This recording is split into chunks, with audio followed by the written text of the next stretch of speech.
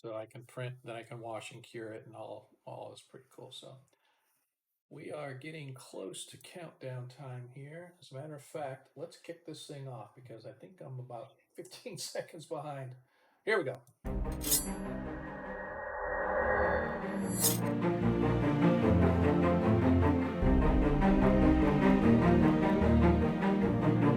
What did you say something? I was away. Yeah, I said I just kicked on the intro music. So, shh. Oh, man.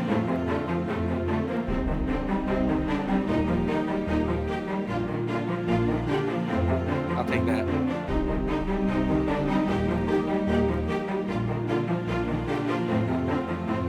Yeah, there's 200 rules, man. Better say the rest.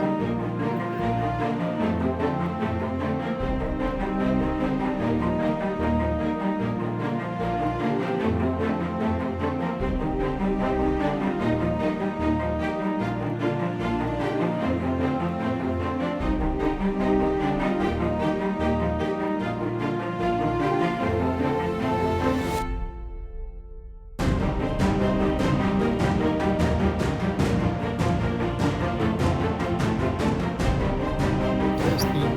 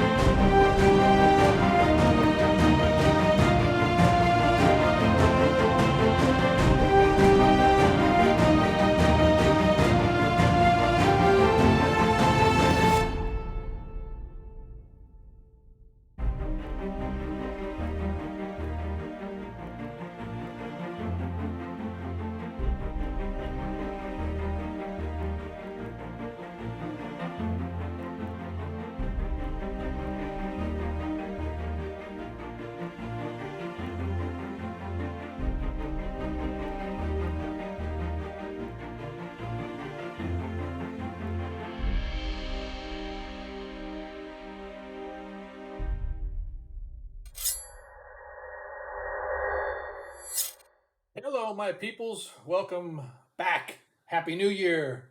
Glad everybody could make it. Appreciate you guys showing up on time to kick off the new year here at Perrinland Adventures 1E1 Shots. I am Sean, your host, as always, bringing you together with some of the finest the interwebs has to offer in terms of game players. So how's everybody doing, man? I'm gonna kick it right in, man. How you doing, Zadkiel? How was the new year? How was Christmas? How was your break? You get yourself settled and good to go now? Well, everything was good. I mean, got some security cameras installed so the man can watch me now, and Nice, yeah, but nice. yeah, just everything's good. Everything's good right now. I got to go back to work tomorrow, so yeah. No, sucks to be you. I went back to work today, and actually, I never even really technically took a break. I took a vacation to see my son and daughter-in-law, my new grandbaby. Spent Christmas with those guys right after the new year. We came back yesterday. But yeah, I still worked when I was up there, so they were kind of hemming and hawing at me because they'd go out and do stuff, and I'd be stuck working. So hey, you know what? I'm the one paying the bills, so you guys go have fun. Right. Just leave me alone. So we are without Arthur and Ivor tonight. Arthur, due to work constraints, he might catch us later. I think he said he has to work till 10 Eastern time. It's 7:30 now, so if he makes it, he may be able to get in for like the last half hour, 45 minutes of the show. Hopefully, he will make it. If not, hopefully he's at least listening wherever he's working, man. Ivar, I just talked to him. I did not realize he has actually been in the hospital and he just got back yesterday. So he is in no shape to game tonight. And so we may put him on a slight hiatus, at least for a little bit, carrying him along until he gets back on his feet. Hopefully, it'll be sooner rather than later. But that being said, how about you, Declan? Man, how was Christmas and New Year for you, man? Pretty good. I got really drunk on New Year's, Yeah, drinking mead, nice, nice. Was it honey flavored? honey and hibiscus. Nice, man. That is awesome. Hey, Lord Kazumba out there in the real world, man. Appreciate you stopping by, dude. Happy New Year to you, sir. Varys, last but not least, the only reason I say that is because you're all the way at the end of the line as I'm moving down from left to right. How are you, sir? How was New Year's? I'm good. New Year's was good. Went to Nice. bed a little early, but first Yeah, New Year's with the fiance, so nice, man. had Congratulations. good times. Good, man. And And by the way, for those that don't know, Varys, our very own Lando, is getting ready to kick off his own campaign. Not sure if it's available for public consumption, i.e., I well, don't know if it's streamed, but I'm pretty sure it's not streamed. But it's not. But right, okay, if you're local in Georgia, come to Gigabytes Cafe in okay, Marietta and come check us nice. out. There we go, man. I'm down for Georgia. That's like halfway to my son's house, so I could kind of go hang there for a little bit and then pop up and see him. So that's cool, man. Yeah, you're gonna have to keep us informed on that game. So we need to find a way that we can get a camera in there so you can use my stream here, man. We can stream it live so people can watch, man. So we just need Well, a they camera. do have their own stream. Okay, So even and I better. know the camera guy, so I might have a talk with him and see. Nice. So I want to wish everybody a happy new year. I definitely appreciate everybody coming back to watch us kick off a new season here at 1E1 Shots, Parentland Adventures. As you recall, let's kind of do a little bit of a synopsis. Well, first of all, let's talk a little bit about the game itself.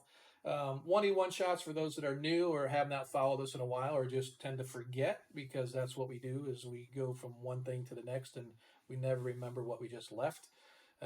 As I can demonstrate easily by the software that I write, I go back next week and I have no clue what I wrote the week before. But here on 1E1 Shots, we literally do that. We take an adventure and we adventure through it, and then when we're done, we just pop into the next adventure. There's no campaign sort of driven stuff, right? It's kind of, I want to say, semi campaign ish, campaign light, whatever you want to call it. But really, it's just like old school days where a new module comes out and you want everybody's eager to try it. So you just open it up, read it, get a feel for it, and then let's go adventure it. And that's kind of what we do. So I find an adventure, I drop the party in there, they go through it, they finish it, then we pick up and we move to the next one, as is completely shown by our last adventure leading into this current adventure. Also, if you did not know, you can change in your Parentland gross marks, which those are the little coins that you earn for watching our stream. Keep up on those because the party can always use the natural ones and the natural 20s. If you trade those coins in, you can buy them those dice and they can use that to replace any roll throughout the game. Previous session, Deglin and Zadkiel, if you did not make a note, you do have nat 20s pending from last stream. We just Yes. never got a chance to use them. Now, normally they're only good for a session, but just the circumstances warranted where they were not able to use those. So I said, we'll go ahead and carry them over for this stream. So if they don't get used tonight, then they will be lost. So, but anyway, if you buy them nat ones, nat 20s, like I said, they can trade it in to, like I said, take over whatever dice got rolled. And of course, if you want to show the love to your friendly neighborhood dungeon master, I too can take nat ones and nat 20s. I am not proud. I will not too proud to beg. I will beg and plead. Trying to get a TPK. It's been a while, but nat ones and nat 20s definitely go a long way. So anyway, so let's kind of talk about the previous session. So our heroes last session just completed the Mysterious Tower by Goodman Games. If you haven't checked that out, you need to go check out Goodman Games. No, they don't sponsor me. I don't have any sponsors whatsoever. I just know that I've looked at a few of their adventures and I found that one and I really did enjoy it. And I think the party enjoyed it up until the time that tower collapsed and all the magic shit that was up underneath it was gone and lost. I know Arthur, he may not be here, but I know he's probably still shedding a tear about all the magic stuff that was lost when that tower collapsed. But our heroes went back after the mysterious tower, went back to the city of Vigilance, which is located on the western border of the March of Bissell. It borders right up against the Crystal Mist Mountains. That's where they sort of kicked off this particular adventure, and they got themselves a little bit of a little bit of closure when they buried Arctus, who was a longtime school chum of Arthur, and Arctus had reached out to Arthur and brought the party to Vigilance in the March of Bissell to help him sort of find this um, mysterious tower that people had been searching for decades or however long it had been. And unfortunately, when they discovered the tower and completed their quest, they found the remains of said Arctus. And so Arthur, not wanting to leave his friend just out there in the wilds, they buried him, brought all of his effects back to his school because he was actually a mage who had students that he was teaching in the city of Vigilance. So after saying their goodbyes, they finally left the March of Bissell, heading eastward across the Flannis in hopes of more lucrative jobs that might be available as they get more centered in the lands. Over hill and vale, they traveled down rivers and eventually even across a small portion of the ocean, where they finally arrived on the western shores of the nation of Nyrond. Now, this nation of Nyrond, where they actually landed, was a small town of Darkshelf, and it greeted them there as they found rest and relaxation in the confines of a inn called the Griffin by Night. But although the town is small, it is industrious, boasting one of the most lucrative limestone quarries in the region. In fact, it had become so lucrative that the town mayor, Lord Neister Bedlin, has actually become sort of suspicious on what's going on down there in the quarry. What's more, there had been a recent rash of kidnappings, and well, that was followed up by the rooting out of what was discovered to be a slave trade going on in the area surrounding Darkshelf. And so all of this has combined to make Lord Mayor a little bit uneasy about the safety of the region of Darkshelf. So the quarry, I should say, and of course, obviously, because the Lord Mayor was a little bit worried and he had heard about the arrival of strangers sporting garb consistent with those who have chosen the path of an adventurer, he sought counsel with our party and in a hopes of contracting their services. And as he explained to our fellows, the quarry is actually run now by a flame-haired dwarf by the name of Basil Iraq. There are 3 shifts that work the mines themselves, mostly limestone, other bits of ore here and there. But rumors, I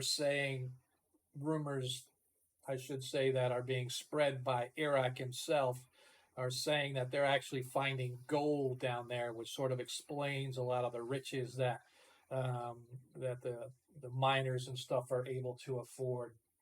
So anyway, the most troubling shift that the mayor feels is the night shift, because nobody's ever really seen the night shift crew. They know they work. There's obviously stuff being produced coming out of the mines at night, but it just seems that nobody has really seen any of the miners come out of the mines and work or come to town or whatever the case may be. He also stated that he sent a man in trying to sort of see what was going on, this monk individual that goes by the name of Quan. And Quan had actually got back with the Lord Mayor with a little bit of information, in the sense that he has a little map drawn of the area where the quarry keep is, the quarry itself, and he also outlined where there was a hidden dock at the base down by the quarry that the mayor did not realize that there was any kind of a dock or anything down there. And he also found on the map that there was a like a ventilation shaft that might be able to be used to enter in down into the lower parts of the mines themselves. And so Quan went in to do this investigation, but he has since gone dark. And the mayor is extremely concerned that something may have happened to Quan, but at least Quan was able to smuggle out that information. And so now we return to this tiny hub of mining activity as our party is gathered within the common room of the Griffin by Night. It is now late in the day, having just come from speaking with the Lord Mayor. It is the 18th day of Wheelsun, the common year 586. And as I said before, and I will say it again, welcome back to Greyhawk, friends. What do we wish to do first? All right. Zedkiel starts talking about finding a boat out of here. I'm just kidding. Thanks, folks. Actually, I was thinking we should check out this dock. Yeah, I was gonna say the same. Check out the dock and see what kind of activity other than ourselves. That's what I think Zadkiel would want to do, because I don't think Zadkiel knows this area very well. So he's kind of wanting to make sure there's a church nearby of his worship. So And you have actually, although a lot of the miners are dwarf, it is a rather eclectic mix of races here. Not so many elves and stuff because it's not really that type of a region, but there are dwarves, gnomes, halflings. You actually even see the one or two half orcs, although they're mostly dock work and stuff like that. Humans are definitely very prevalent, but there are some dwarven deities that are represented here. There is a church to the Temple of Cuthbert, and one other deity that was interesting that you saw is the Tritherian is actually represented here in town as well, over on the docks. And so you can definitely see that there is a little bit of a religious community here, although it's not heavily out there, right? There's not like a tons of priest wandering around or whatever, but they do have a representation here in town for those that wish to go on their various holy days. okay, so Zadkiel's going to ask the party, "Hey, we should probably check out the docks first and talk to the portmaster. Perhaps he'll know some things that we might inform us on what's going about around this area." Okay, Okay. I mean, sure. where I to guess. first then? While we're down there, we can maybe look and see if we can rent a boat or rent a captain with them. I don't have any sailing ability. So getting to the We're not- dock, you can do that, but you could also work your way over to the quarry. And the quarry itself sits along the edge of water, so you guys can get to the quarry. So actually, he had drawn you guys an area map. Let me go ahead and make this as the active. So as you guys can see, the village of Darkshelf is to the southeast. You can see that the quarry is here, and down here where I've just sort of clicked, that is actually water and stuff down in there. And so I mean, in that what appears to be a that area right there, that's all water. I believe so. I could be wrong. No, I take it back. It's on the back side. It's on Yeah, the back side over here on the riverside. So there is a dock area over there. So this, there's you can see, of course, the guardhouse. You can see the path going down the guardhouse and down to the quarry, and the cave goes into where mines are. Not just, you've got the quarry and the limestone coming off the edges here, but there's also caves inside where they do sort of mining and whatnot down there. But on the back side, over on the riverside somewhere, apparently there is a dock of some kind. Well, I don't advise Yeah. using a boat to go toward the quarry. I think it would be much better to Just go down the main channel. trail or the road. Exactly. Just for the fact that a boat would take some hiring of maintenance and guarding and Yeah. Well, also we don't know how far it would go into the mines. It might just go to like a loading area or something. and quite Yeah. honestly, I don't have the coin for hiring a captain or a ship. I've donated most of mine to the church. Yeah. We should check out the guardhouse and then go into the mine. I think. Well, remember we're kind of supposed to be low profile. If we go directly up to the guardhouse, that's blowing our cover right away. Well, I mean, if we were just walking to the mine, they'll be like, "What are you doing here, too?" So. Well, You're perhaps the we should try to disguise ourselves as halflings. Yeah, I don't think that's gonna help.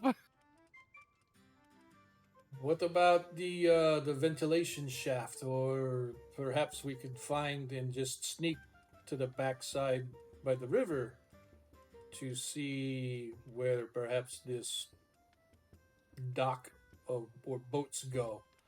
And that's my worst Arthur impression possible. Well, Arthur, as for me, I don't know what a ventilation shaft is. I'm not So, mines and such are not of my forte. What is that exactly? as he sort of looks over to Deglin, Deglin, do you know? Do you Yeah, know? it's so air can get in and out of the lower areas. So Well, will there be mine some is, climbing involved? Because, and I start tapping at my armor. Clink, clink, clink. Yeah, we're gonna need some repelling gear, or something of that nature. So if I hear you correctly, and you are afraid to climb down in your armor, then perhaps the best is to sneak around the back of the river and try to locate this secret dock that supposedly exists. Well, to be fair, let's be clear. I'm not afraid. It's just, I don't think my armor is going to be as quiet as you may suspect it or expect it to be. Well, we should acquire like a grapple hook and some pitons and stuff anyway if we're going down the mine anyhow. That would be Okay. smart to have some extra rope, couple grapple hooks, and Right. some Arthur pitons. Arthur does have some pythons. I don't know exactly how many, but he's got a half a dozen or so pythons. Probably going to need more than that if you're going to try to do any like scaling or excavating or climbing up and down of the mine shaft. Yeah, Well- I don't have that kind of skill either. Well, maybe we, or when I say we, and I point at our rogue, perhaps you could frequent a place in this town and perhaps talk amongst getting information. Perhaps there's a better way of infiltrating this place I mean with someone that's familiar with the area. the grapple hook should help those of you who don't know how to climb be more stable climbing. But Oh yeah, no, I mean, yeah, I I agree. don't mind poking around. Is there a thieves guild here? Well, my concern is not the climbing as it is the. You're saying our friend here is saying that we don't want to be obvious and low profile. Perhaps there's somebody in your profession that's in town that might know a little bit more knowledge of the area and maybe be a guide or such or information. Yeah. Well, I mean, can look around. Is there a thieves guild that I know of? Jim? Well, I mean, you guys haven't really searched or looked for any kind of a guild of thieves or anything like that, but it's Yeah, I mean, definitely yeah, go see him. it's a pretty small town. Man, But you know again, thieves it's guild. rough and tumble. Yeah, it's rough and tumble, sort of on the edges of the world, if you will, sort of a borderland, right on the edge of the water. It means there's pirates, probably. So yeah, absolutely. There's obviously pirate activity. Well, there's slaver activity because the Lord Mayor told you as much, that there had been some kidnappings that went on, and so the slavers were captured um, by some of the miners, led by Iraq, which is another thing that the the Lord Mayor thought was a little bit strange, how quickly a bunch of miners were able to find and overcome slavers that are supposedly killers themselves and stuff. Um, so this region would lend itself to have, if not a large, but at least a small group of individuals, maybe that band together to do thieving of some kind. Well, we don't. What was the name of the slavers? I think they're called the Scarlet Brotherhood or something. So the Scarlet Brotherhood is different. The slavers, um, rumor has that the slavers have ties with the Scarlet Brotherhood, but the Scarlet Brotherhood is its own sort of Aryan nation, you know. Ah. So that's kind of what I think of the Scarlet Brotherhood, is the Greyhawks version of the Aryan nation, where they believe nothing but pure blood Sul is the way to go, and anything less is a stain on society. And so the slavers, however, I am sure that they deal with the Scarlet Brotherhood in some way, shape, or form, whether it's illicit trade or traffic, or at the very least information. But by taking out some of their associates, we're not going to be actually pissing off the Scarlet Brotherhood. Uh, I hope not. right. As Lord Kasumba adequately pointed out, trading with them okay, not running them no. Right? They have ties in some way, shape, or form, but yeah, it's a completely separate group of entities. Okay. So yeah, to get back to the question at hand, though, Varys, if you wanted to kind of go search around town, kind of give off that vibe of Thieves' Cant, you are more than welcome to kind of go. Yeah, I want to do it when I'm not, doing it in front of like city watch or something. I gotcha. Okay. So where in particular in town would you want to go to sort of? Is there another like tavern or? Yeah, they have a couple different taverns in town. They've also got their, especially down on the docks, they've got the fisheries and whatnot. They've got the marketplaces and stuff down there. That's where most of the marketplace is down that way, as for obvious reasons, right? So so that would be Come down to the docks. okay. Yeah, so in town, the only other inn where you could sleep and stay is known as the Unicorn Horn. But there are a couple of taverns that are strictly straight taverns, like Rary's Demise, Jacob's Ladder. There's a couple, like 2 or 3 different taverns in town as well. But working your way down to the docks, you kind of go searching around, kind of giving off that flair and that vibe, and you're down there for maybe an hour, hour and a half. The sun's starting to get a little late. It was already late in the day when you went down there, and you don't really pick up on anything. But as you're leaving, heading back toward your companions, this dwarf fellow sort of bumps into you, and he murmurs in Thieves' Cant, "Should there be? Ain't no freelancers in our town here, fella. Be on your way." Hey, I didn't say I wanted to do any freelancing. I just simply wanted to speak to someone. All right. He sort of looks over his shoulder, nods his head for you to follow him, leads you off to the side a little bit into the shadows slightly. "All right, you're speaking. Now speak quick and then be about your way." I'm looking for information concerning the the quarry and the activities at the mine. Okay. Um, What's it worth to you? well, Well, first of all, what's it you want to know? Then we'll be asking what's it be worth to you. I hear there's goods coming in, going out of the mine, but not being seen.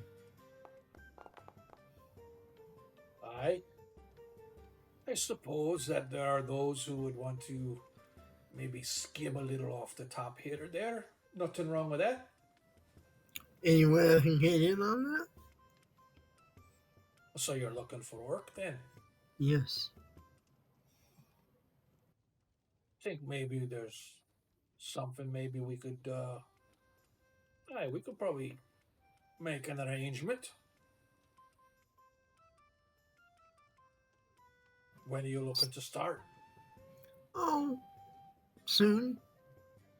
New in town, and my pockets are empty, and can use some coin.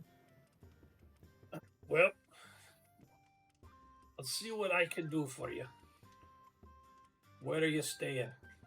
And just so you know, guild takes 50% cut for the guild, 10% for the guild master. Whatever's left is left to you. All right. So about 40% then for myself. Fair. All right.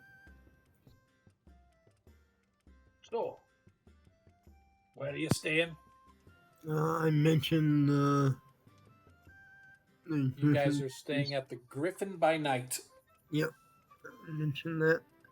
Staying at the Griffin by night. All right. You'll be hearing from us. Rest assured. Thank you.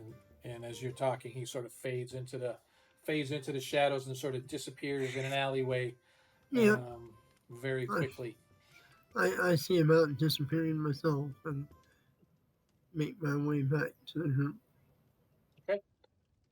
So yes, so you do find that there is some sort of at least a loosely put together or small group, you would imagine, of a guild of thieves, or at least those that are working in the shadows, if you will. As you get back to your group, like I said earlier, it was late in the day as you started, so now the sun is beginning to cast its long shadows down across the water as the docks shift over into their night shift. The taverns are fully flooded with the day crews coming off the docks and out of the quarry and whatnot. And you guys find yourselves back at the Griffin with a completely packed house as you guys are sort of stuck in a corner of the common chamber. I'm gonna come in and kind of sit out with my party, so I don't look obvious that Okay. I'm with them. I'm gonna sit near them, but not at their table, Okay. and get me some food and drink, Okay. and just kind of quietly motion Zadkill maybe to send send maybe Arthur over, because Okay. he's less looking like he's a champion of good. Okay. All right. So you want Arthur to come over to your table? Yeah, I just Okay. want to pass his information along Okay. without being direct about it. Yeah. So Arthur, he sort of grabs his mug and sort of weebles and wobbles his way, acting as if he might be slightly intoxicated, coming over and bumping into you. He goes, "Oh, excuse me, my sir. I am going to the bar. Is there anything I can get you while I am going?" Yeah, a goblet of wine, the best wine they got, and I slip him like a little note with Okay. what I found out, and All right. go Go from there. ahead and I'm trying to remember the skills for a thief. Is there like a not hide and shadow? There's not really there's a pickpockets. There's not really a sleight of hand in yeah. one E. Yeah. That's what I was thinking. So let's go ahead and do that though. Um,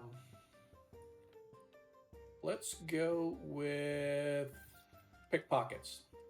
So we'll kind of do that as our sleight of hand. Anything we need to do a sleight of hand, we're going to do a pickpocket check. Go ahead and roll. If you would be so kind, sir. Oh, that would be a 71. Okay, so you pass him off to the note, and Arthur sort of grabs a hold of it and stumbles along his way, going to the bar, buying some wine, getting himself a refill, stumbles back, slaps you on the back as he sets it back down. For your trouble, sir. And he stumbles back to the table, and he sits with Deglin and Zadkiel. To your health, sir. And he sort of raises it up and sloshes it, almost like he's overreacting or overacting, to the point where you just shake your head like, "Oh my god!" And he sort of slacks it down, and he stumbles back to the table. And like I said, he sits with Deglin and Zadkiel, and he sort of looks around a little bit, making sure nobody's watching, and he passes the note over. What does the note say to the group? That I have made contact with the Thieves Guild, and that I have asked to get part of the take from the mine, and that I'll have to pay a percentage to the guild, but that I know some so I have an in now, basically. Okay. All right. So what do you guys want to do, Deglin, Zadkiel? Anything particular that you guys want to do while you're sort of hanging out at the tavern, waiting to see what's going on, or what do you want to do? No, I'm just gonna. You said the place is kind of diverse as far as it's not many elves, but a lot of Right. dwarves and. Exactly. I'm just Zadkiel's just kind of curious about the security in this town. Like, did he see a lot of soldiers, guardsmen? There is a presence of soldiers here, although it's not large. You would, based on your training, you would guesstimate there's probably maybe 100 soldiers total in town for any kind. And are they uniformed? Mostly dressed or mostly militia-like, although they are all sort of standard. Looks like some kind of scale mail of some kind. Do they sport any banner or Dark Shelf has its own sort of a Heraldry. heraldry. and what do I know about that? Other than that, it is a sort of a it's a member. It's a town in Niron, right? So most of their stuff is sort of centered around the different.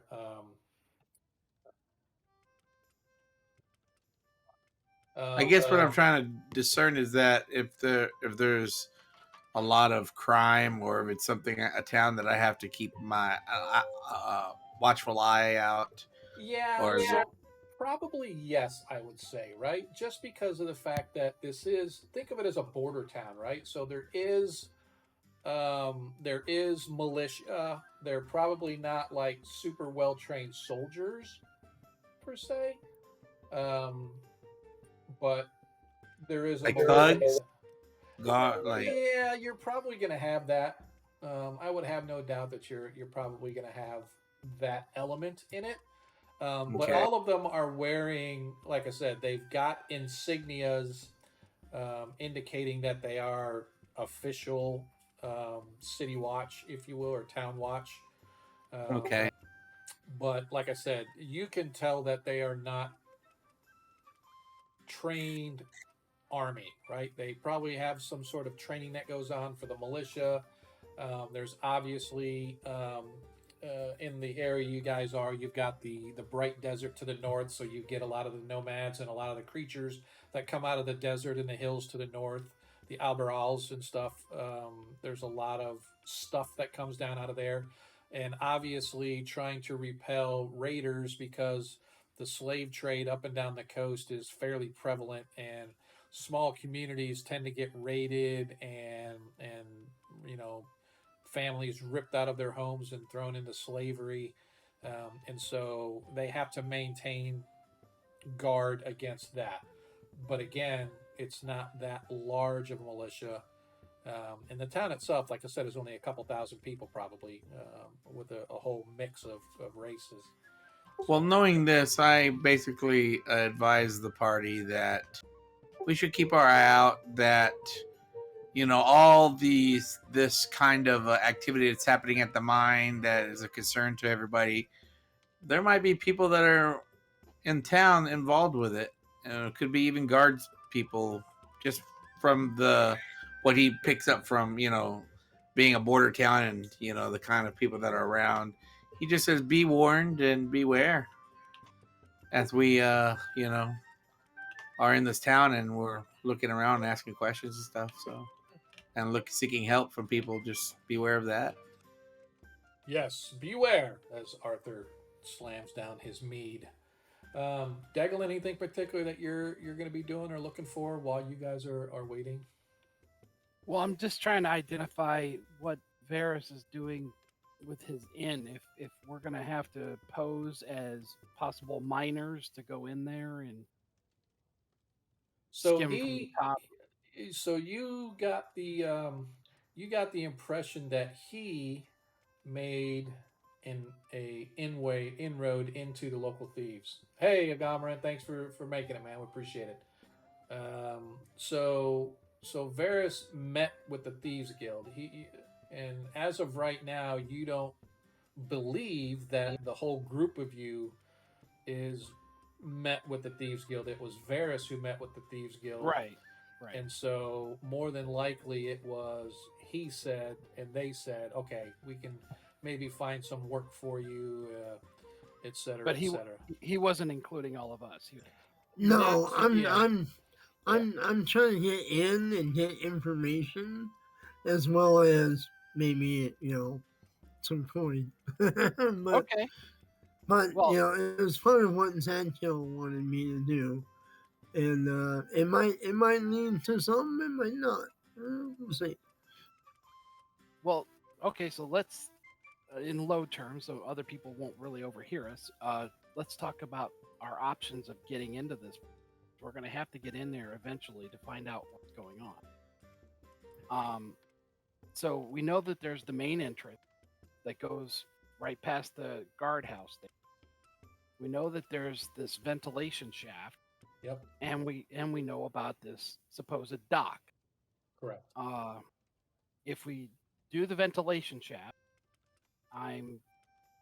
we're going to have to do some type of rope use, some way to let ourselves down there, because more Yeah.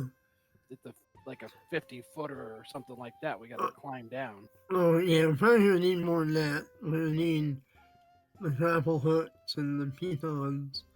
And getting in is not going to be as easy getting out if we're dropping down on some type of layer of some sort. Right. Then the other option is, unless we want to do a frontal assault, basically, is this dock.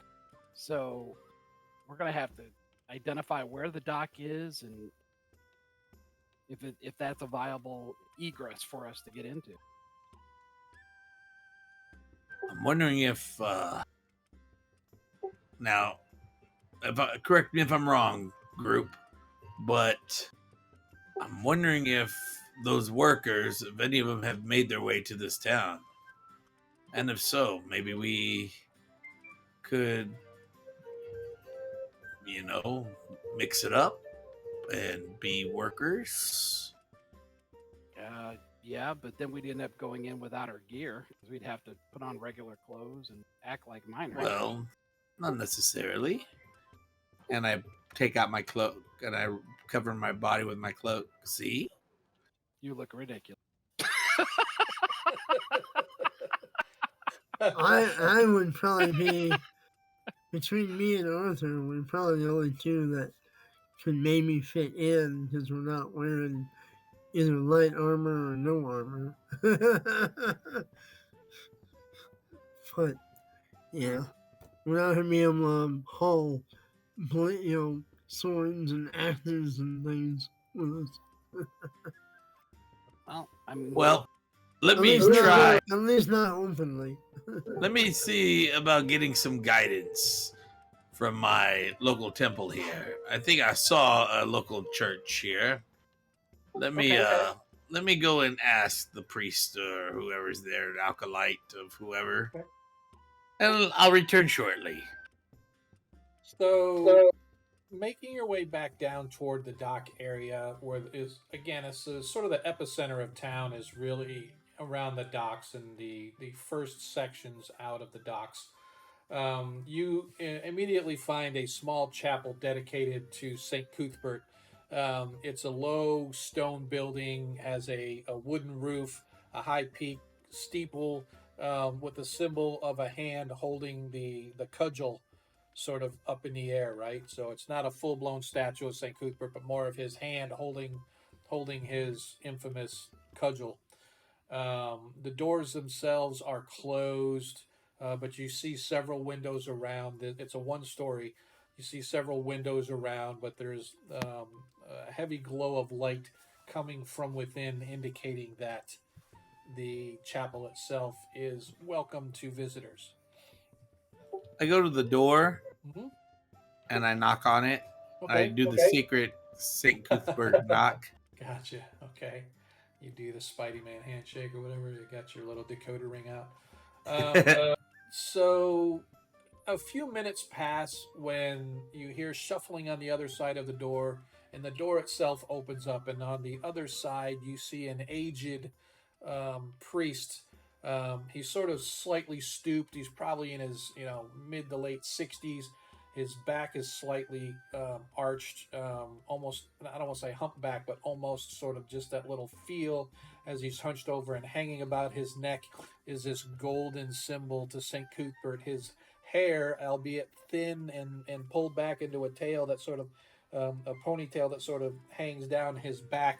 He's wearing the blue and silver robes as indicative of his station, but his eyes are sharp, and he looks and he smiles and he goes, "Warrior of the cudgel, welcome. I am Brother Armistead Brittle.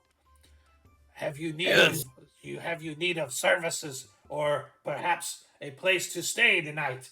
I have food, I have water, I have wine for you if this is such as your desire. Come sit, speak with me, and tell me of your travels and how you have served him above all else." It's good to see a fellow worshiper, and I will accept your Than you invitation. would think. Will I accept your invitation, good sir? And I walk in, or Zedka walks in. Okay. He sort of closes the door. Inside, it's a simple chapel, standard layout, pews on the left and right, with aisles running up along the sides as well as down the center. You can see that the altar itself is not as opulent as you have seen in other places. It's made of solid white marble stone, but there's no like gold inlays or filigree or any of that fancy stuff. It's sort of a plain Jane, if you will. There are symbols dedicated to the life of St. Cuthbert all over the place, which gives it a very homey, kind of a welcoming feel, as opposed to the real rich and opulent ones that you've seen in the past in places like Free City of Greyhawk, etc., etc. So it's a little more down to earth, a little more homespun. You can see that there's a door leading off to the rear of the building, behind where the altar is.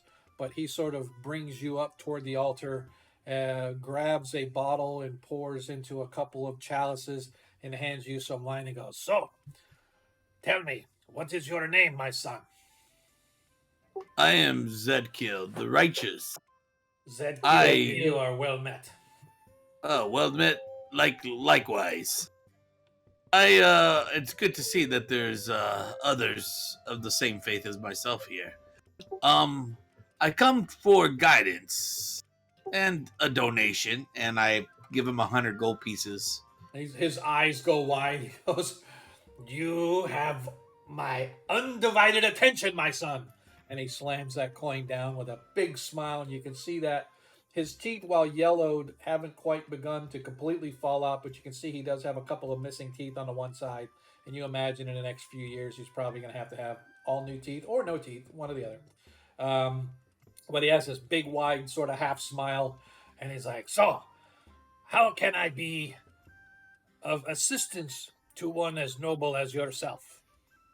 Well, brother, I come here for guidance. I came here with a few friends, and we've been asked uh, some some basic details. We've been given some basic details about a nearby quarry. Yes, And the quarry is the lifeblood of this community.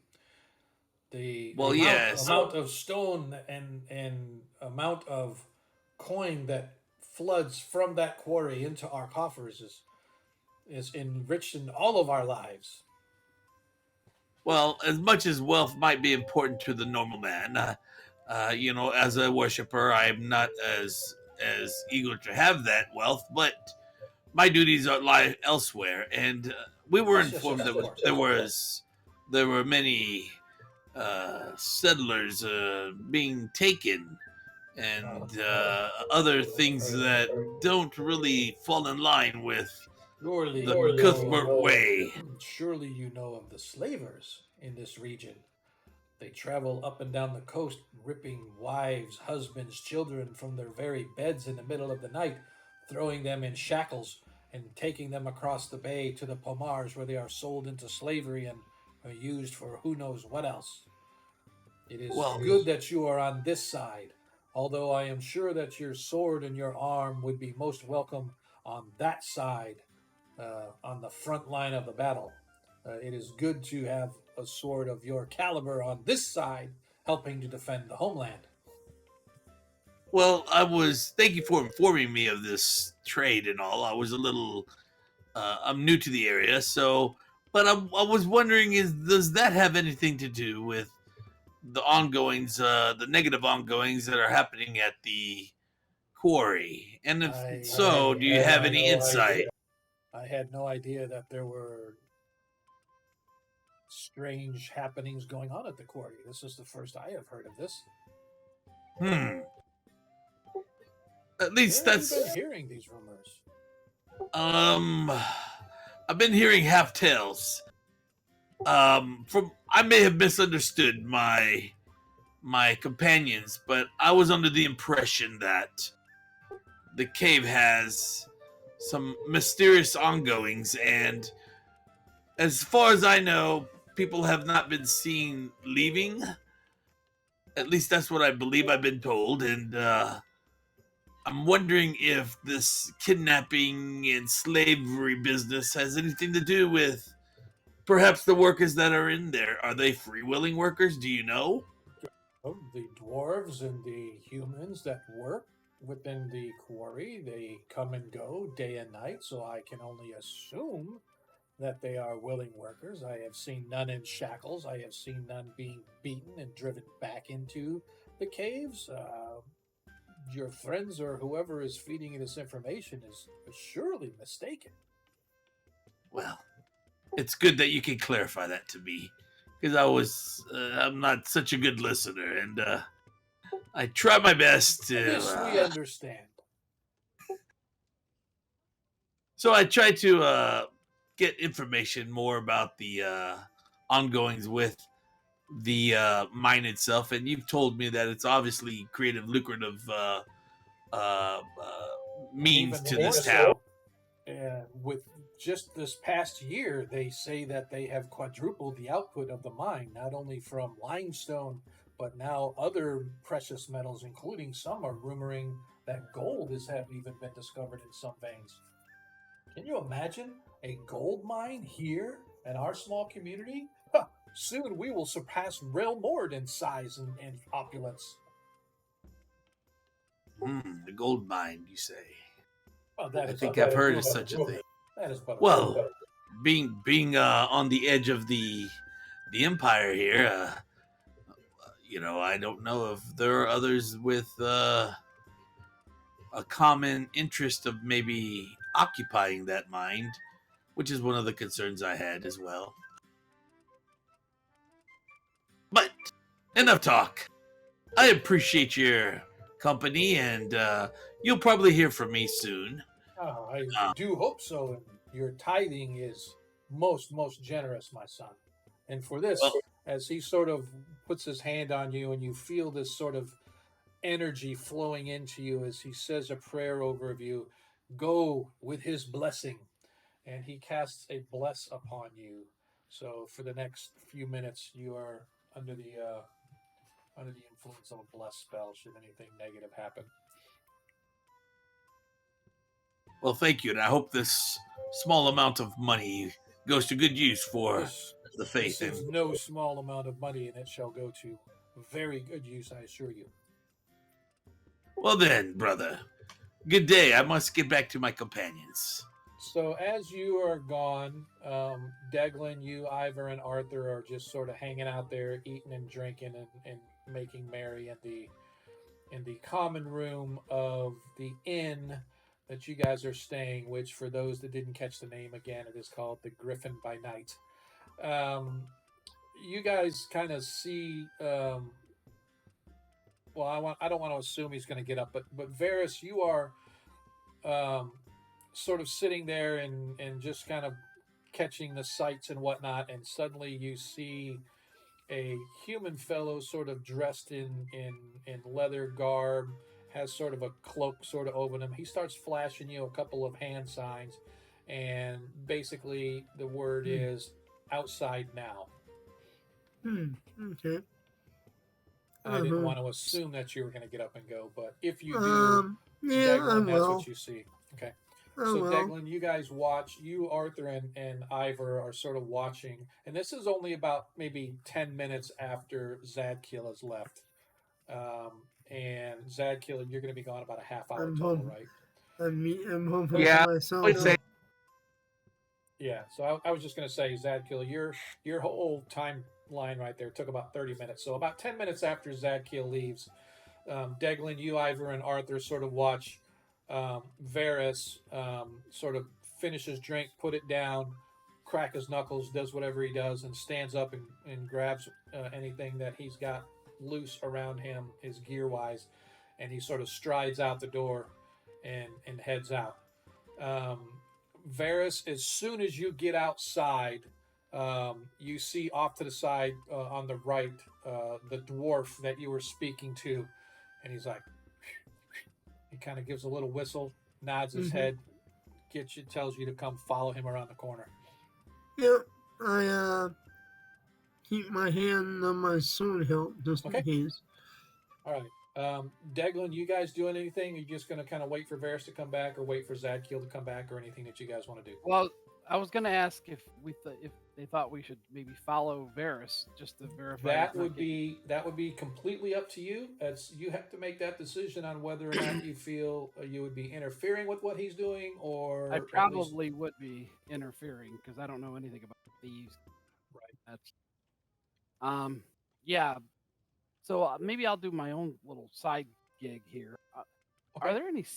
Have we heard any like sea captains in this bar area? So there are sailors around here everywhere, intermixed with, and again, there's sailors and there's also the dock workers, and so a lot of the dock workers have that sort of sailor look. So it's kind of hard a lot of times to kind of, hey, appreciate that, Cannonball.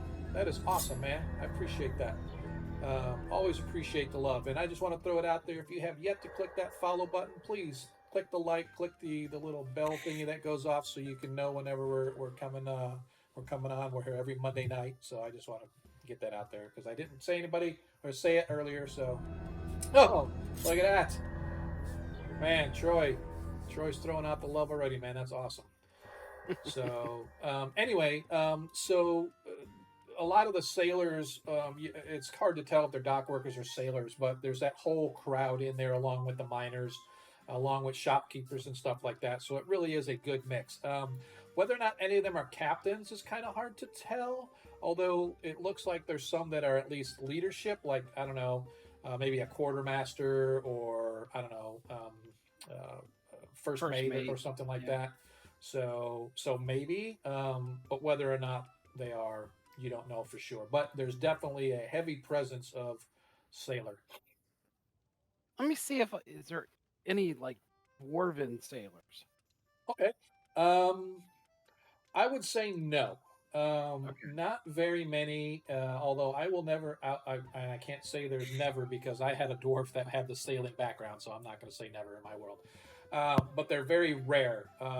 You don't see any in here. Most of the dwarves that you see in here appear to be the grubby sort of looks like they just got out of the mines type of dwarfs. You don't see any that look like they're more inclined to be either sailors or even dock workers.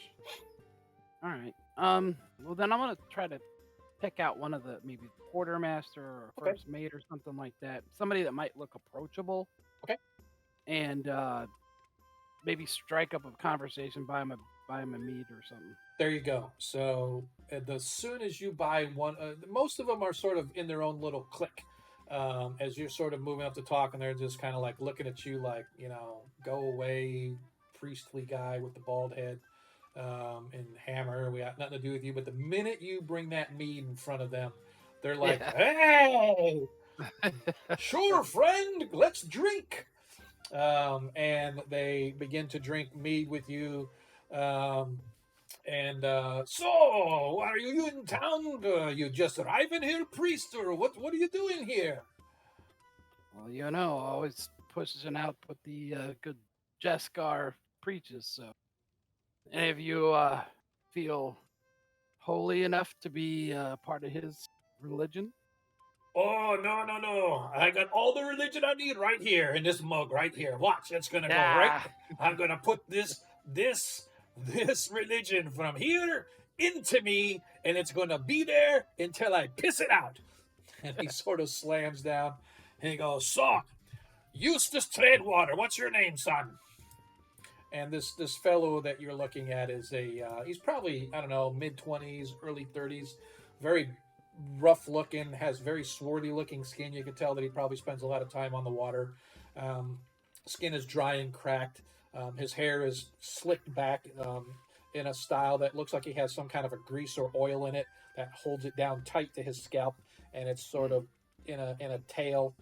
You can see at his hip, although he does have a scimitar at his hip, on the other hip you can see he has a billy jack sort of sitting there. He has sort of almost, I don't want to say a bandolera, but sort of almost like a bandolera strap coming across.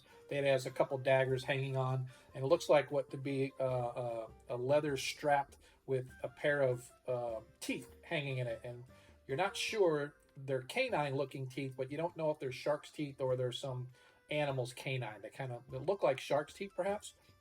And he's, again, the typical swarthy-looking sailor he's like, so, and you are? So, my name is Deglin, as you Deglin. can already guess that I am a Deglin. priest of Jaskar. Yes, and I have never heard of this Jaskar. Tell me of him. Perhaps I will be swayed if he keeps bringing the mead, that is. Well, we can always order another round. Oh, you, sir, are better than my brother. My brother would only buy me one round, but you buy two, you are now my brother. As he takes it and as he drinks. So, why are you here? Are you here to spout your faith amongst my men, to get them perhaps to feel their own mortality, making it difficult for me to get them to do their jobs? Or what? Surely wouldn't want to make your job any more difficult. Well, that much is But- very appreciated. But yes, I would always love to, talk about the praises of Jaskar. But I could also use some other. Perhaps you could tell me something about the Pilara River. The river. Oh, What's the name? Oh, the Pelira. Yeah, the Yeah. Pelira. Hi, it's just a river goes that way and comes. Well, actually, it comes out of the hills and she empties into into the ocean right here beside town. What interest do Well, you have in that? well, have you traveled up it? No, I am all about the and I am going to move you guys back over to where we were. Why did that On the not main work? map. Okay, why is it not activating? You get, Sorry, I we have have to click. I clicked Dark Shelf region, and it came up with. yeah, I'm sorry. I'm just trying to refresh. It's like suddenly my game isn't working. Loading the Oh, area map. Wow, what is going on? Is this just me? Did you get disconnected? I don't think so. I'm refreshing, but boy, it's just not loading. Let me check. Yeah, you might have to log back in. That is. Here we go. Let's close that. Let's zoom out. All right, so I am back here. Dark shelf. There we go. Now, I want to activate. See, it's not activating. I don't know why it's not activating. This is really bothering me. I got you guys here, so let's set everybody up. It's showing that you guys are there, but the area map is still showing for me. It is still showing as hey, look at this. Troy, you're killing me, man. My ADD's kicking in. I'm just watching Troy. So it's kind of weird because when you're seeing the region map, right? yeah. Okay. So right now I see Zadkiel and Deglin there. I don't see Varus on any. Yeah, I'm trying to log back in. Okay. I was just curious because it's showing the area map, which is the one that shows the It's dark shelf. it's crashing trying to log me into your game. I wonder what's up with that. All right, so I'm not really going to worry too much about it because it doesn't really mean anything right now. But if it ever gets to where we're actually in a place where you guys got to see the maps, it's going to bug the shit out of me. So anyway, so he says no. He has never taken the Pelira River. He goes the Pelira sort of is a branch off of the Nesser. And so the Nesser River runs north-south through Nyrond all the way up into the Aberals. And the Pelira sort of branches off and heads more westerly while the Nesser heads straight south. And if you're on the map, you can kind of see it. Yeah. But no, I'm not a river guy. Although I have been on rivers before. I've gone up the Nesser for a little bit. But usually we go from here over to Keeland and sometimes down to the southern states and then back in just sort of a big circular of trade from the jungles of the south all the way up here to Nydond and whatnot on the east. Ah. But we're only in port for a few days while we try to load us some limestone that we're going to be taking up to Greyhawk, and then we'll be coming back down when we're done. Oh, so you load right here at the docks? Aye. So the miners they do their mining thing and then they ship it over here to the docks and then the docks load it onto the boats and the boats take it to wherever it needs to be taken to. Ah. So no reason to really go up the river at all then. For you guys. No, I imagine that some of the farm communities probably utilize it more than anything. There's some farms outside of town that go up toward the hills and stuff, right? So maybe some lumber and some logging might be going on up there. I've seen every once in a while a big flow of logs coming down from the hills, but for the most part, at least not from the quarry or nothing like that. All right. Well, thanks, and I hope we can talk soon again. And Sure. Yeah, we'll talk as much as you want. You keep bringing me those ales, priestly boy. Yeah, I need to find out if some other people have traveled up the river. Okay, so as you are sort of talking to them, Varus, as I said, you step out and you hang a right and you see the dwarf over there and he's telling you to sort of come with him. Um, really quick, Zadkiel, did you get cut off? Yeah, it did, and then it didn't let me use my password, and so now I have to reset my password because it's not working now. You want me to reset? I can reset it. You know what? Don't worry about it right now because you're not going to need it. But at break, we'll reset your password and make sure we get it. Oh, I already reset it. Oh, did you? Okay. Cool. Yeah, because I couldn't get. I was trying to get in without interrupting, but Yeah, I just want to make sure because I looked up there and saw that Deglin and Varys were there, but you weren't. So like I said, Varys, you sort of step out. The human individual that sort of called you out is off to your left, and he sort of follows behind you as you're walking toward the dwarf on the right. And the dwarf sort of disappears around the corner into the alleyway, going around the side and the back end of the inn.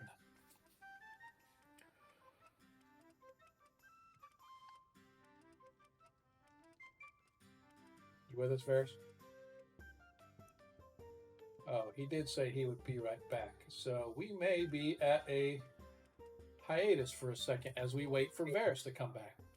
So, Deglin, anything that you want to do now that you have finished with the Sailor Boys? It's been a couple, 3-5 minutes, whatever the case may be, as you've been having this slight little conversation um, with the sailors, but you see that Varys still has not come back. So,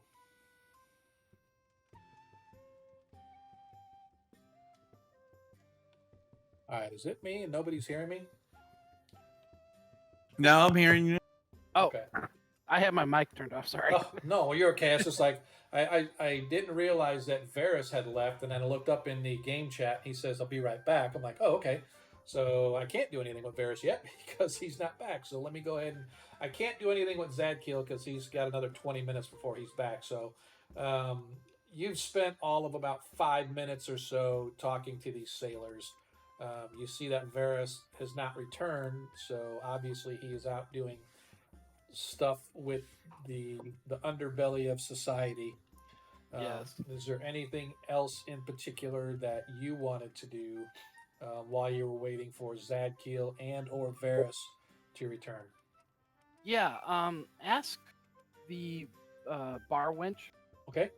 if there's any local sailors here that she knows of that might travel up the river, or that do travel up. Fishermen, loggers, Okay. whatever. Um, I'll give her a silver. so she's sort of like, "Ooh, thank you," and she disappears for a second, and maybe 2-3 minutes later, this sailor-looking individual. He has like a vest on, a leather vest. He's got a plain shirt. He has sort of leather breeches tied at the ankles. He's got ankle-high, sort of soft shoes on. Look like they have hard soles on though. But they're soft leather with a hard sole. He's got around his waist. He has this big sash, sort of wrapped and tied. He's got sort of a floppy hat on, and he's got what looks to be a pipe of some kind stuck on his hip, in a little, like, I don't know, in the sash. It's sort of there, and hanging on the other side, he's got a little pouch of tobacco. And he sort of walks over and sort of saunters. He goes, "So, Felicity's telling me that you're looking for a sailor to go upriver. What you looking to do, where you looking to go, and how much you willing to spend to get there?"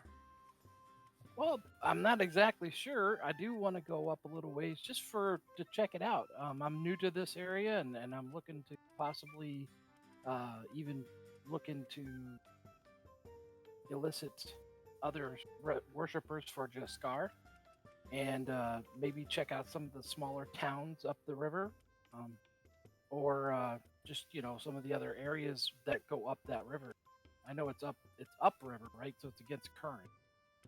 Yep. So it's just a little longer to go up river than it is to come down the river, but that's okay because it's pretty flat until you get toward the end. When you get up into the hills, it tends to be a little bit more robust, if I may say, with the currents and stuff like that. But so when are you looking to go? Tomorrow morning, the next day, Possibly tomorrow morning, but I have to talk with people first, and it would depend on price.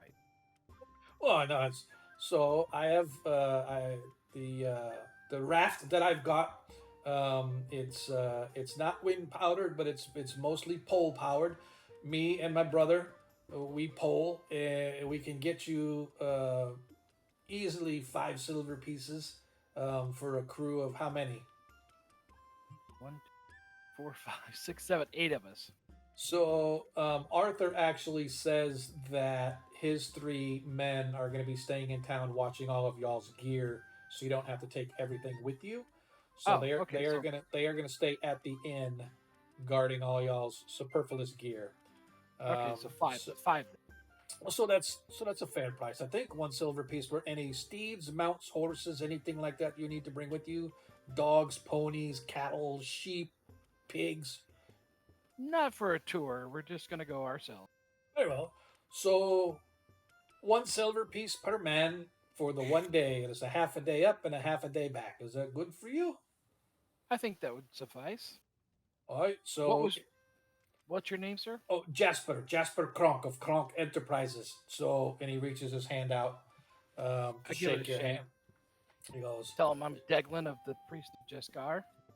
"Well met, Deglin. So yes, my brother and I can meet you over at the docks, and as I said, we can for 1 silver piece per person.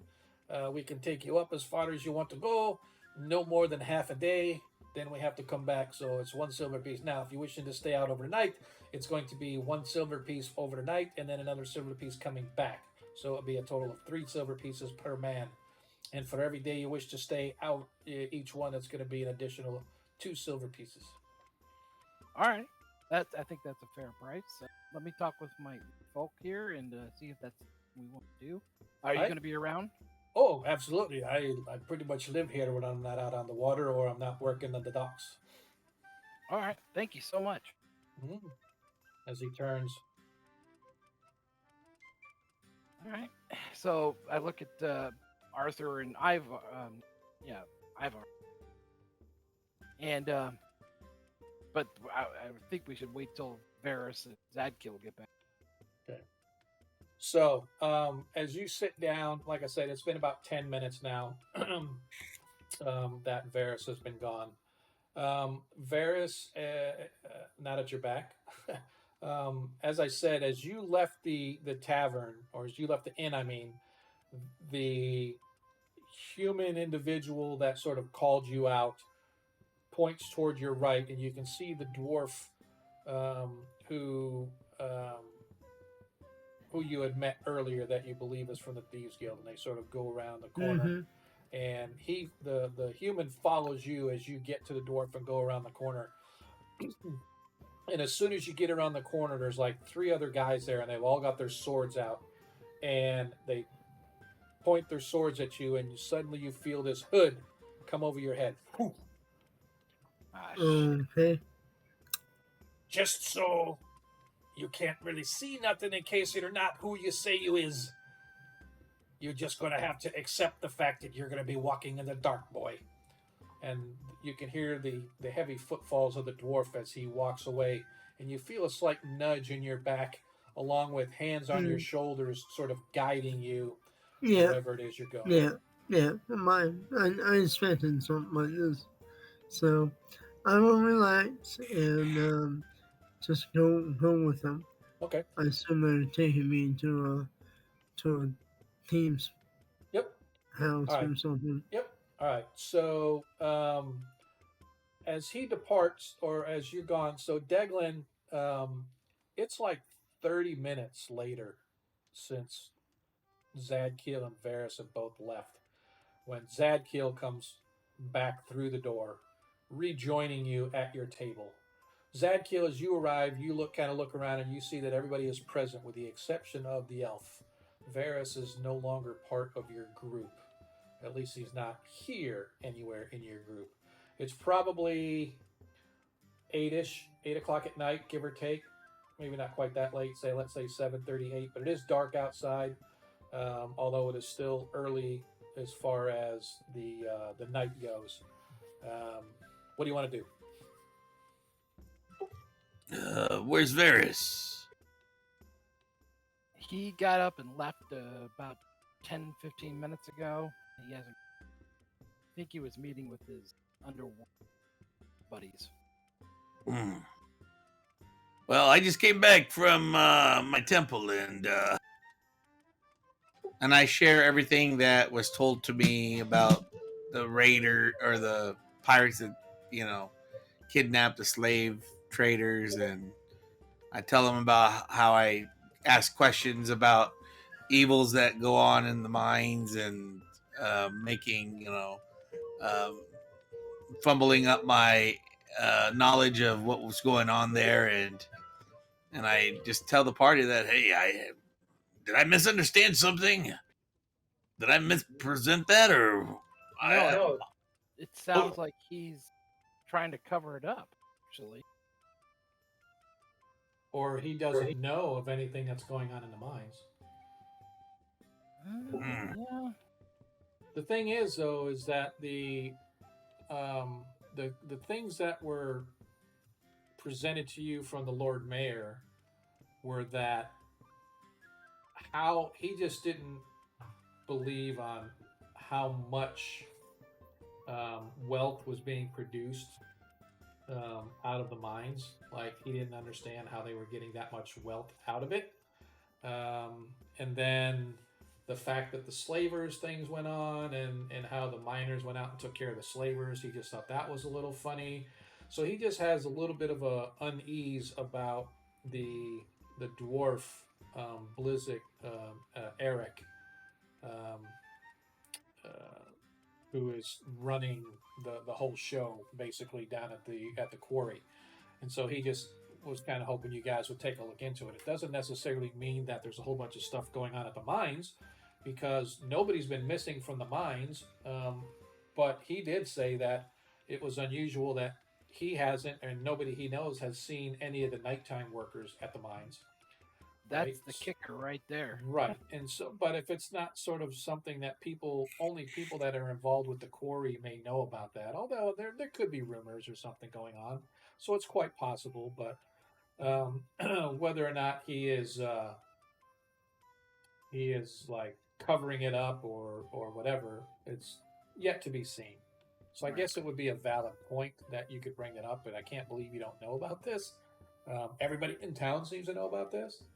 Right. But right now, as new as you guys are to town, it's also fair to say that the Lord Mayor might just be like paranoid about something going on, and it's just not like knowledge throughout town.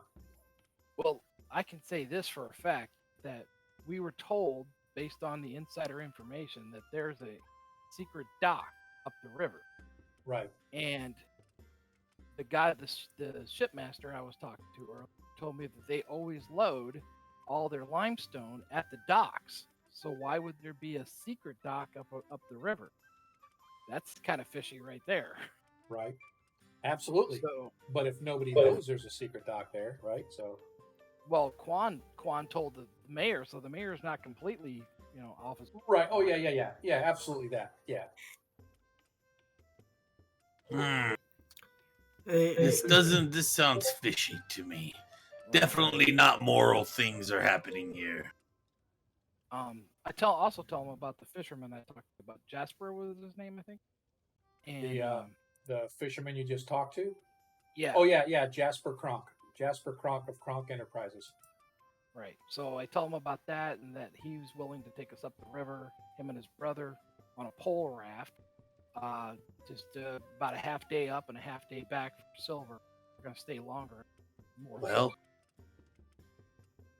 Well, I guess we could get going doing that plan, unless our missing companion has an objection. But where is he? Did he tell you anything where he was going other than him walking out? Well, his letter here said that he was going to meet with his underworld contacts. You can stop there. I don't want to know. Well, I was trying to find information that you asked about. So Yeah, I know, but it's the wording, yeah, the underworld. Hey Asher, thanks for showing up, man. I'd like to talk to the GM for a minute. Yep, Um, absolutely. that dwarf that I met Uh-huh. that is leading me, he doesn't look like the foreman from the Hori No, he does description, not. right? He does Okay. not. The I foreman just description wanted to check. is flaming red hair, etc. So you're getting back to you now, Varys, as you're sort of shuffling along, tripping over things, being caught as you almost stumble. They seem to be doing a fairly decent job keeping you upright, but there's twists and turns, and you completely lose any sense of direction on where you may be going. But you do know Okay. that the sound of the town, including the docks, the night sounds from the taverns and inns, and the place in general, gets less and less, and you hear more of the wilderness wild sounds as Mm, you are moving. probably Um, on the outskirts and somewhere. it seems like you're going up, like as you're walking, you're going uphill, and then it'll kind of level, and it may Mm-hmm. be a little up more hill. Mm-hmm. Um, maybe 20 minutes, maybe a half hour. Not really sure exactly how long the time passes, Yeah, yeah. but you're finally stopped, and the mask sort of comes off, and there's several individuals, human and dwarf, are sort of gathered around with torches and stuff like that.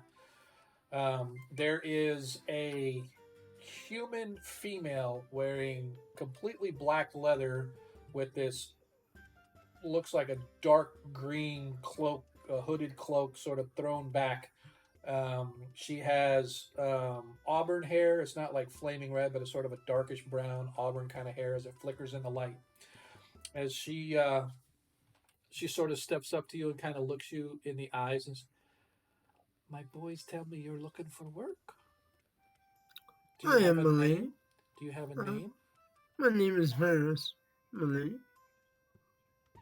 What kind of work do you do?"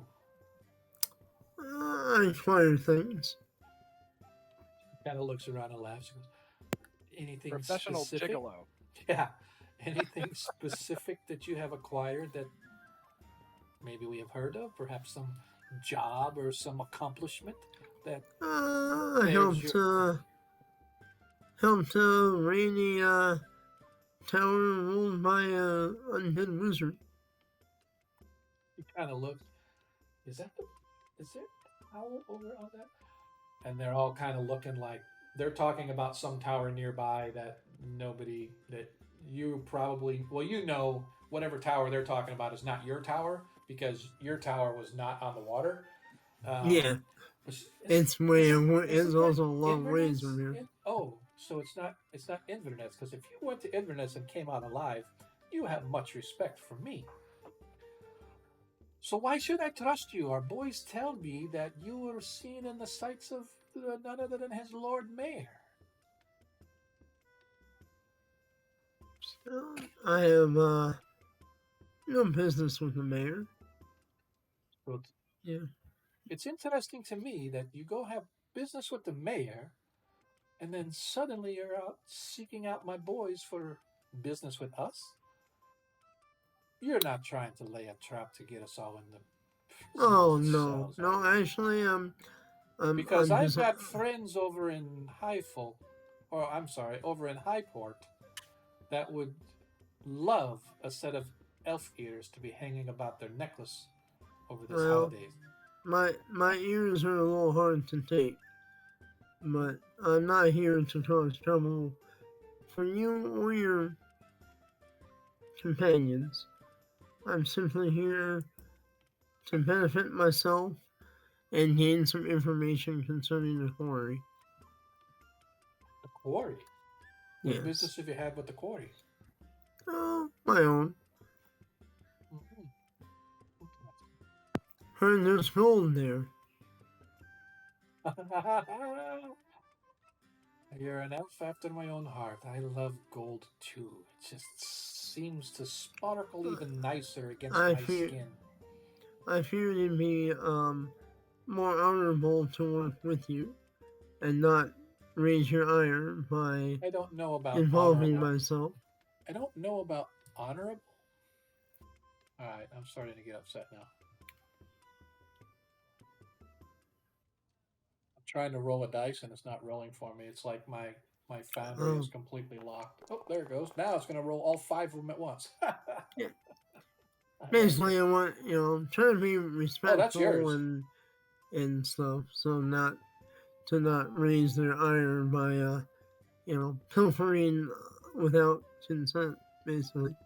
Hmm. So, and also want see if Well, I can I'll tell gain you some what. information as well. Well, I will tell you what, Elf. We have the easiest of all jobs that we are. Hey, Big Mac! Woo! You rated. I like it. Appreciate it, man. Um, we could use an extra pair of eyes tonight. You're gonna go with Josco here, and she sort of nods her head over to a dumb-looking human fellow standing there with a torch. All of them have sort of similar clothing on, dark, sort of with the cloaks and stuff like that, right? Very Well, pomp and circumstance. mine's all black and dark too, so. Yep. And so you're gonna go with Jusco here, and you're gonna do what Jusco says. And when the night's over, and if you check out, then perhaps we can have more work, or maybe something with a little more responsibility. But you fuck up, and I promise you, your ears won't be as hard to take as you think. Fair enough. And she sort of throws her cloak around her, and you sort of like stunned as she throws her cloak around her and she disappears. I mean, just whew, like That's called magic. and disappears. Um, the dwarf who sort of led you here says, "Hey, take to heart what she said, Elf. She loves taking boys' ears. I don't know what anybody's seen having an ear fetish like that girl, but don't get on her bad side. Josco, take him." And apparently Josco, this sort of corn-fed, big, broad-shouldered, square head with a blonde hair, very short cut, says, "All right, let's go." And he kind of reminds you of a bouncer type, right? Sort of big lug, sort of. And he leads you away as the others sort of disperse into the nighttime. Probably 20 minutes later, you guys find yourself on this sort of rocky outcrop. Did she give me her name? No, she did not. Okay.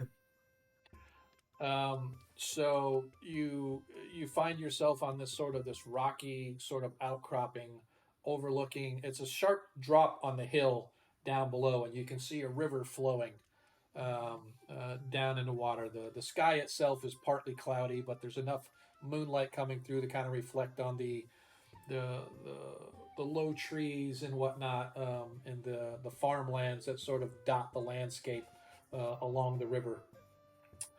All right, just sit right here, and we just have to watch the river. That's all we got to do. If you see anything unusual, like someone not on the river, like, say, soldiers or other strange folks, you let me know, and we go down and take care of them. Got it? All right. All right. And then he just sort of sits down and breaks out some beef jerky, starts munching on it. "So, where are you from, Elf?" "I'm Josco." I'm Maris. "Why in the world would you come to a shithole like this place looking for work? You know we've got huge cities, Greyhawks to the north, we've got Realmord to the east, we've got all these cities. Why are you coming here to this shithole?" Yeah, a mind full of gold. Easy pickings, stupid dwarves. I like that. And he takes a swig out of his cask and he passes it up to you. "Wine?" No thanks. I had some earlier in "Suit the yourself." in And he the goes tavern. back and he takes a heavy draw on it. gives a huge belch. Ugh. It's going to be a long night. Usually nothing here. Those stupid dwarves and stupid city watch. And then he just sort of settles in. Is this the river that leads to the quarry? Yes. So you assume that this is the river that leads on. It's on the back side of town, and somewhere down there is an entryway to docks, or allegedly a hidden dock somewhere. Do I see if I can see it from here with my open eyes? So I mean, you certain you places? can you can see the landscape and whatnot, but nothing looks like a dock or anything that you can see. No caves or Not inlets from or not from anything? the site, from where you're at. No. Yeah, I have to get down closer. Yeah, Okay. more than likely, if there is one. Now, that being said, it is a rather steep set of hills, so it is quite possible that along the edge there's probably a cave opening or something, right, that's down there, but you just don't see it in this dark. Even with your elven vision and stuff like that, you just don't see. Okay, fair enough. Now, if you want to go down, you can go down to the waterfront and kind of walk down the river or something like that to see. That's up to you. Well, he wanted me to stay up here, so I don't want to. Okay. Wait till he's drunk or falls asleep. Okay. So you you sort of sit there and watch as the night sort of slowly the moons sort of shift over. It's several hours, and then as you look over, you see, sure enough, Josco is out. You can smell the alcohol as he finished off his wine, mumbling to himself about, stupid, no shit ever happens, boring, as he's sort of muttering to himself as he falls asleep. Okay. Hey, it rolled. Nice. All right. I'd like to see if I can find a way down without making too much noise. All right, go ahead and give me a move silently. No need to hide in shadow, but move silently at least.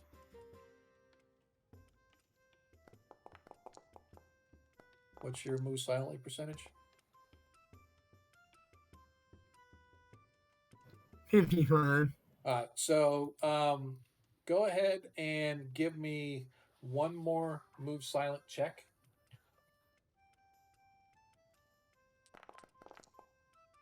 Okay. As you're as you're moving down, you kick a rock of some kind, and you're like, oh, and you try to grab it, but too late. It breaks free and it goes crashing through the brush. And from behind you, you hear a what was that? Who's there? Oh, that's Hey, me. where are you going? Where are you going? I was going to go look for the trouble. He was gonna what? I thought I saw something in the river. Well, why didn't you wake me up? You look like you were sleeping peacefully. No, let's go. As he sort of picks up, see that he grabs a short sword out of his sheath and begins to slowly move down the embankment. Takes you guys a couple minutes to get down there, but within 5 minutes or so, you find yourselves along the banks of the river. High reeds, very squishy down here, so you can see that the water, even though you can see where the water is, the reeds kind of hide where the actual water edge is, right? So if you get down, you sort of find yourself squishy a little bit in mud. Has sort of a dank, a dank kind of a black mud sort of a smell to it. Yeah. I'm just gonna say, well, looks like it ran off. Probably the rock scared it off. Yep. And as he looks, he goes, oh. He turns over and he points his sword to you. Next time you wake me up, you don't go off on your own. Okay, sure. And he begins to start heading back up. And as he does, as he turns and he's going up the hill, in the distance, coming around a bend, you can see there is a small, flat river craft. Maybe 15 feet long, 5, 6 feet wide. You can see that there's maybe, I don't know, a dozen people on it, all crammed very tightly together in the middle, and there's like 3 or 4 guys, around them. And as it begins to approach, you can see that the all of the individuals in the middle all have hoods on, and you can't tell, but it looks like they got chains on as well. But the 4 in the front and the back don't. Maybe slavers. As the Okay. raft, hey, come on, let's go. You hear a call from behind you as you're trying to get more, but that's about the most detail that you can Alright. see. I mentioned him, I'm trying to tell him to be quiet and I point to where the raft is coming. He looks at you. Let's go. Nothing to see there. Let's go. Alright. And that'll get you killed. As he sort of Yeah. climbs back up to the top. By the time you guys get back up to the top, the craft has reached where you guys were in the river. The river itself is maybe, I don't know, 100 feet wide here. It's not like super huge. And they float right down the middle, and you can see that the 2 guys in the back are poling, and the 2 up front are just sort of standing there, basically as lookouts, if you will. You're able to count there are actually 8 people with hoods, and apparently they have chains on, but they're the dark clothing and the chains and stuff. There's no the only reason you know is you hear a little bit of rattling as they're moving past, and they move past you and sort of go around another bend out of sight as you and Josco take back up. Okay. You I was don't- just making mental notes. You don't saying word about seeing that get you killed. So if you want to die tomorrow, you tell somebody you saw something like that. Oh, of We're course. just here to look out for the authorities. Yep. And in the meantime, while Varys is out moonlighting with his friends, getting drunk and having a good old time, what do you guys want to do? Zadkiel, Deglin, anything in particular you guys want to do, waiting for him to come back? Or you just want to hit the hay and just sort of go at it first thing in the morning? Well, Zadkill, what is your take on this? Well, I'm in the. I mean, without having any knowledge of what's going on, Zadkiel would want to wait for him and probably go look for him if he doesn't return soon, seeing that he didn't really say anything to us, just to make sure he's okay. True. We should probably just stay up for a little while. I don't think we should stay up. Maybe take it in shifts. How about that? Yeah, would probably say, but one of us should stay awake while the others sleep and wait for him. Yeah, Okay. I was definitely going to recommend. All right. So you guys wait, and the time goes on. The rowdiness of the crowd reaches a peak close to midnight, maybe right before, and it begins to taper off rather dramatically right after that, as the shift turnover happens, as the late shift begins to take over at the quarry. Some of the dwarves, as well as some of the other workers and whatnot that work the quarries as well as the docks that work that shift, come in and it gives sort of a bump to the crowd and to the level of enthusiasm that's going on in there. But eventually, it tapers off really quickly as the night wears on. Probably 1-2 o'clock in the morning, the inn itself, the common room, begins to empty as they close up shop and stop serving. You guys find yourselves back up in the common room where you've paid for your lodging and whatnot, and you see that Varys has yet to return, and it's probably 2 o'clock in the morning when the last person on whoever took the last watch arrives, saying that the bar closed down and no Varys. Hmm. Well, we really have no idea where he's at, so Yeah, and Zetka would be pretty concerned, overly concerned. Okay, so you want to go out and try to look for him? Well, I don't know who's up. Obviously, only one of us, I think. We're all. Well, let's assume, and I'm not going to say for you guys, but let's assume if it was Arthur or Ivor who had the last watch, they would wake everybody up saying, "Hey, bar's closed. He's still not back. What do we want to do?" well, we could go look for him. But like I said, if he's meeting with his underground buddies, we're not gonna have any idea. Yeah, but if something's happened to him, It's not much. and we can do. regardless, we're gonna have to look for him anyway before we leave, aren't we? Well, yeah, but if he doesn't return by morning, then it might. Hmm.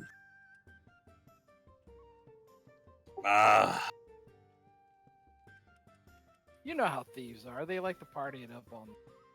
What? He's a thief? Oops. What was your first clue?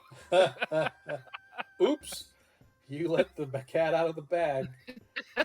Paladin had no clue that there was a rogue amongst the crowd. I thought he was a magic user. He just hasn't had a chance to cast any spells because Arthur's always on top of his game. Yeah. So, Oh boy. so if you guys are, I'm assuming then we're going to just elect and wait until morning. Yeah, I think so. Okay. But I think it's going to be prudent that we find him if he doesn't show up. Okay. Yeah. So probably about an hour or so before sunup, Varys. Josco sort of stands up and stretches. All right, let's go. All right. That's it. And you traipse your way back to town. As you're leaving, you can see a road going around and winding through the hills to your left. It actually goes left and right, but to right, goes to town. So to left, you can assume that what you're looking at is a road to the quarry. So you guys were obviously on the hills on the back side of the quarry. Yeah. All right. And I'll make note of that. so he leads you onto the road, and within 20 minutes or so, you find yourselves coming back into the open gates of Dark Shelf. Okay. He just sort of nods your way and disappears, and Oh, you yeah. find your way back to the Griffin, yeah. the Griffin.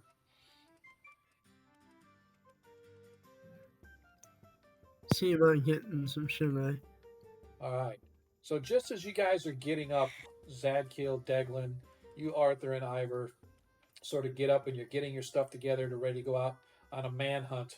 Here comes Varys strolling down the hallway into the main chamber, the common room that you guys got. It's basically like a military barracks is what it is. I just prayed. Look what What's the that? cat did. I just pray at them and say, I'm alive, I'm fine. At least for the time being. So, did you have fun? Not really, but I will leave you a note in here. Because I don't want to speak it out loud where ears can hear. All right. And You're interacting with us now? yeah. Well, I'm just interacting a little bit. Basically, I'm saying behind closed doors that, I'll explain some things and then burn the note. Make sure it's incinerated. So he's gonna write a note, or should we maybe go get some breakfast someplace private? Yeah, we can do that. Go for Okay. Just grab some meat, cheese, and bread, and take a walk. I'm Um, freshen up my face a little. so going downstairs, just as you guys are getting up, you see that downstairs the inn is just beginning to open for breakfast as the sun's probably an hour away. Um, the you notice that the group that is going on shift is arrived for breakfast. It's relatively busy, but nowhere near what it was last night. It's sort of a subdued rumble of voices and stuff, as opposed to the loud cheering and singing and stomping and backslapping and whatnot that went on last night. So, like I said, it's very subdued down here this morning with a low rumble. One of the girls that comes up that you recognize, or the girl that you tipped last night, Deglin, in order to find that sailor. Her name is Felicity. As she sort of, oh, Mr. Deglin, welcome. Are you all going to be having breakfast with us today? Just something to go at. Oh, some pork, some jerky, some bacon, perhaps. Yeah, on a piece of bread with some cheese or something. Okay. For the rest of yous? I'll take the best hearty meal you have. You're gonna walk down the street with a plate. Well, I haven't eaten all night, worrying about our companion, That is a good point, because he was out gallivanting around town all night. and now all of a sudden he wants to talk to us. Right. Of course he does. I'll get me some food. I'll just sit here and eat. Whatever.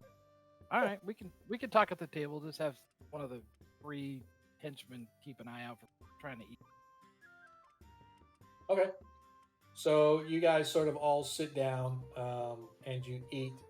As your food arrives, your drink arrives, the sun begins to rise. You watch as the day crew departs and heads to the quarry for their morning shift, and it empties out relatively heavily. You see a few people off shift from the docks come in from the docks and stuff, unloading the night crew and stuff that unloads the boats and reloads the boats and whatnot. Some of those guys arrive. The day crew departs for the docks, and the day crew departs for the mines, or the quarry, I should say. But one thing you notice is that it doesn't look like there's any people from that worked the mines last night coming in. You see those that work the docks and stuff, but not so much those that work the quarry, which sort of lends itself to what the mayor was talking about. Probably using the slave labor mining at night, and they're selling off the ones that are too weak to do it. Or I just had dinner brought me because my wife loves me. Yeah. So that being said, as you guys are all sort of enjoying the breakfast and enjoying the reuniting, and Varys begins to tell you the tales of his exciting evening with Josco, we're gonna take a break, and let me get ready to shift this over to.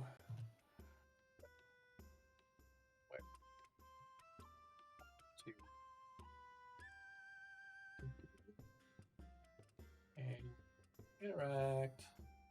And there we go. So, We're taking a break, everybody. yes, we are. So what I'm going to do is I'm getting ready to shift this over to break time. See if it'll shift. Will it actually shift for us? Probably not. Let's go here, and let's go break time.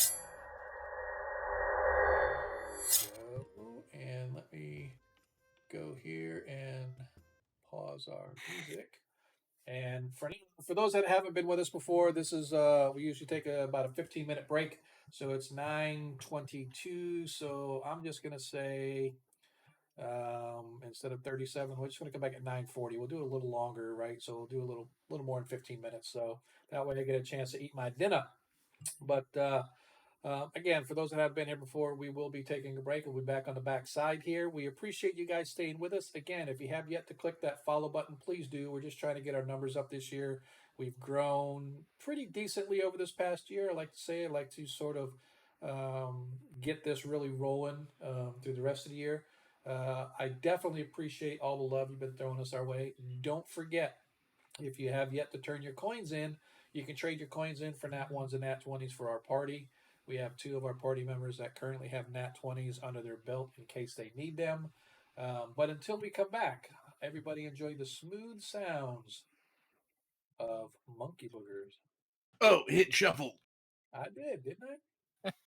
I hit shuffle every time. You always start with the sea voyage. Do I? I don't know. Okay, so wait. Ooh, Nat 1 for the party. Thank you, Agmar. Shuffle. All right. I'm gonna hit shuffle. Make sure to use it for my saving throw. Here's what I'm doing. I'm gonna Right? Lower better. What's Oh wait, Yeah. it was a high. We'll skip the next one. There we go.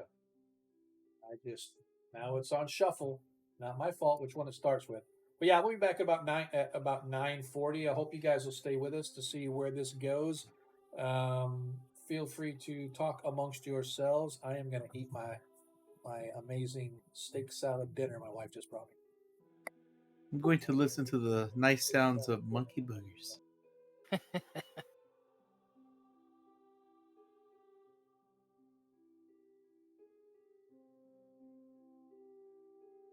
Hey, I can't hear nothing.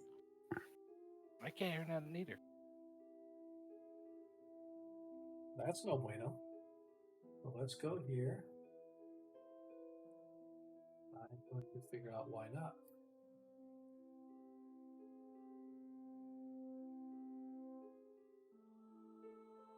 It's showing that it should be.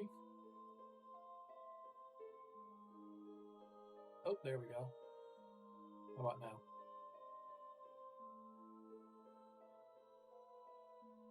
Coming out now? I don't hear anything. All Shall right. I sing to you?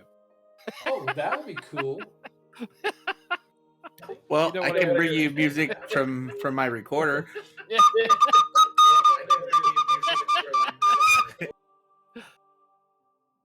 That was good. Best. Still not coming out. Tell me that is. Or just not have it loud enough. I don't know. Mungo only pawn in Game of Life. Who can name what movie that's from? Desktop audio's out. Monkey's music Red is Sonja? out. Not Red Sonja. From Blazing Saddles. Yeah. It's Mongo. Yeah. Mungo like candy. So it should be going to be monitor and output, right? Well, it doesn't matter. I don't know why it's not playing. It's showing that it's playing. It's weird.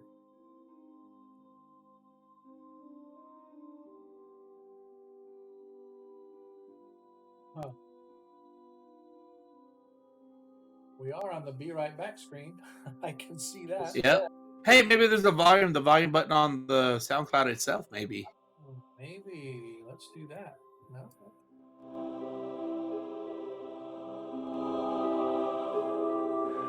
Ah, there it goes. Yep. I had to put it all the way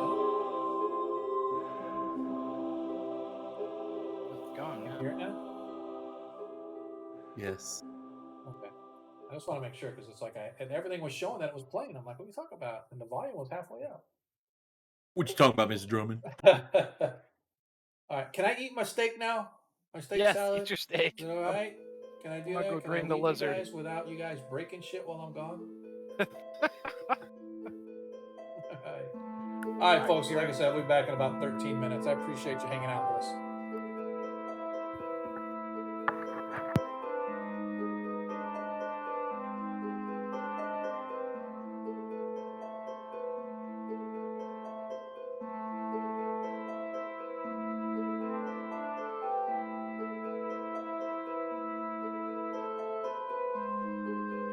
And I would like to remind everybody, if you have yet to click that follow button, please do. Again, I'm not gonna. I hate sounding like I'm begging, but I'm really trying to get our numbers up. We're just trying to get this stream growing. So every little bit helps. Every follower helps. So I appreciate it.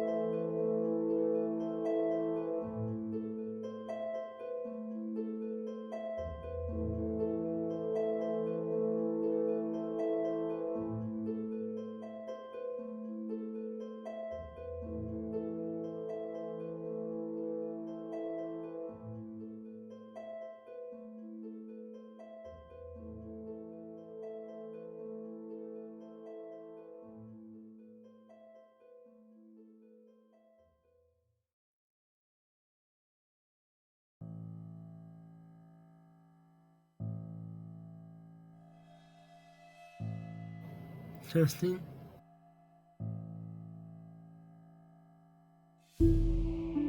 Yep, we hear you.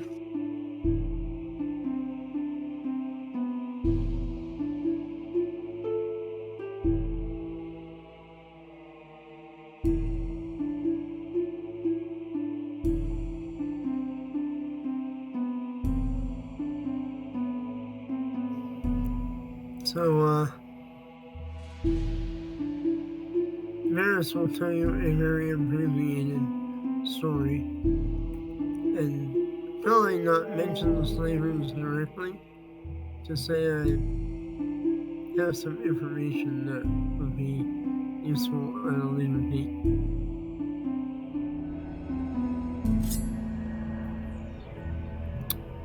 And mention the leader of the guild has a cloak of invisibility, probably, so want to be careful.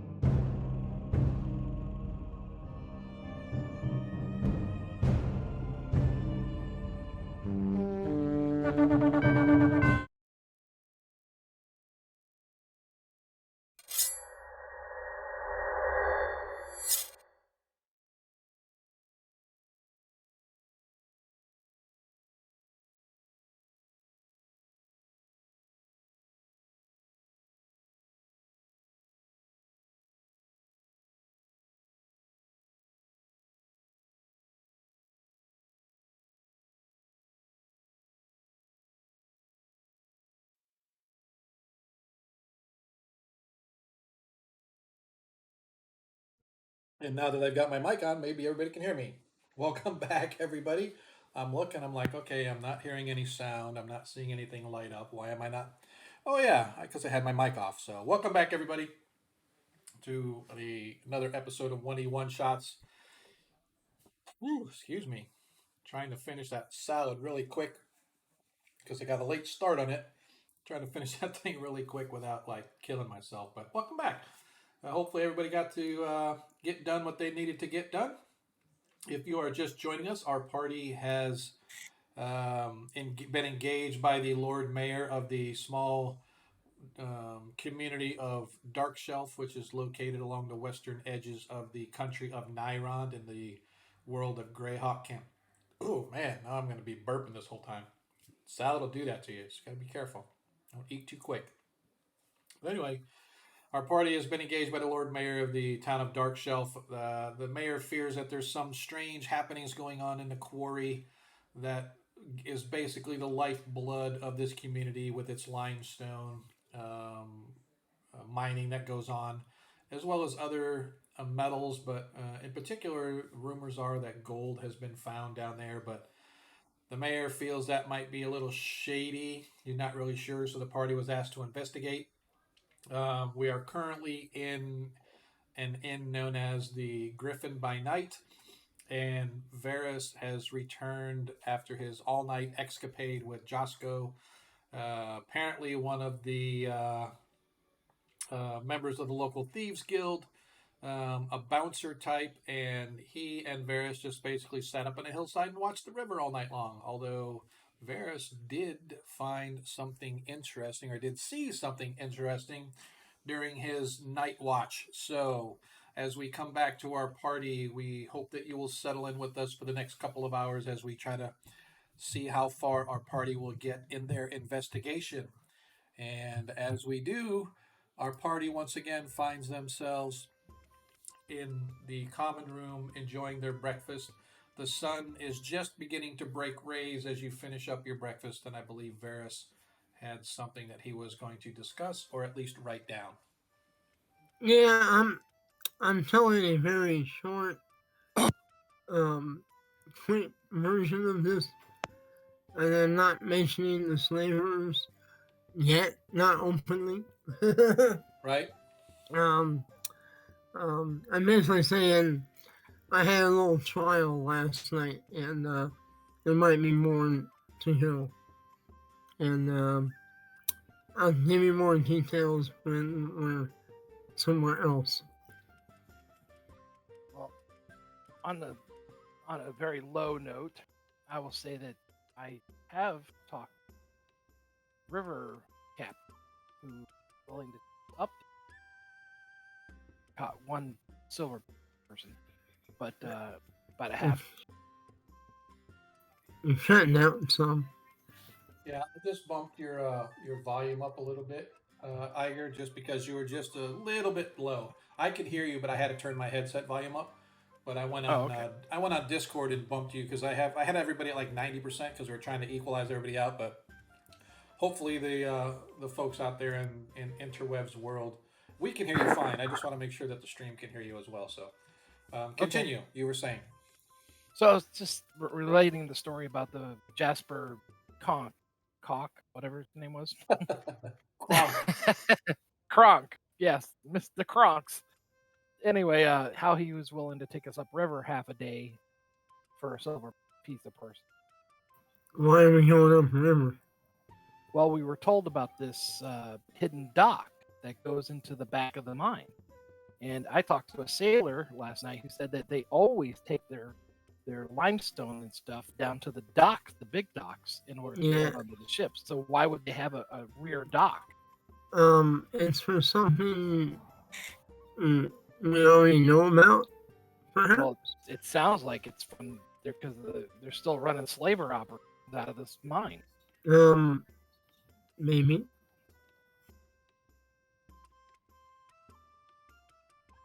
So then, So what do we going want to do that? Well,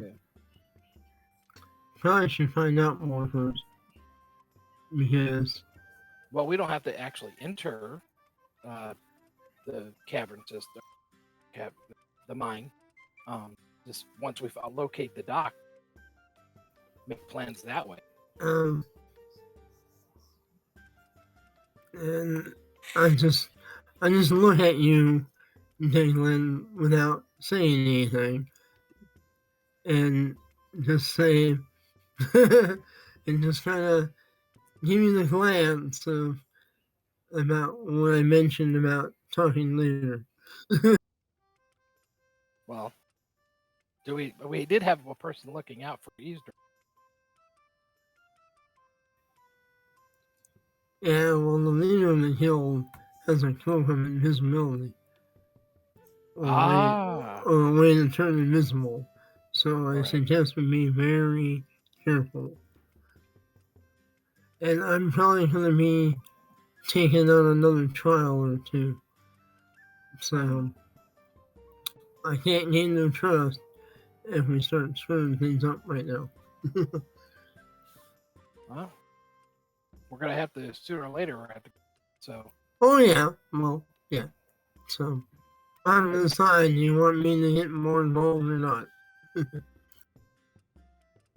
I don't know. Sad kill. What do you Because they think? might come and kill me. Well, Yeah. whatever is righteous. Well, I laugh at that. Well, what kind of answer do you want me to give you? Yeah. I'd say. I'm Zed Kill the Righteous. Well, maybe Varys, you should stay here. The rest of us go up to. Well, I mean, I need some sleep anyway, so. We could do that. Just whereabouts did you see that?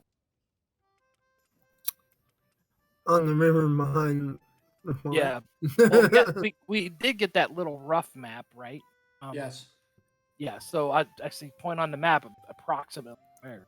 And on which side? I'll try to approximate where I think I was. Okay, this is killing me. What? I apologize. I'm trying to. Trying to reload the map. Yeah, I'm trying to set it as active.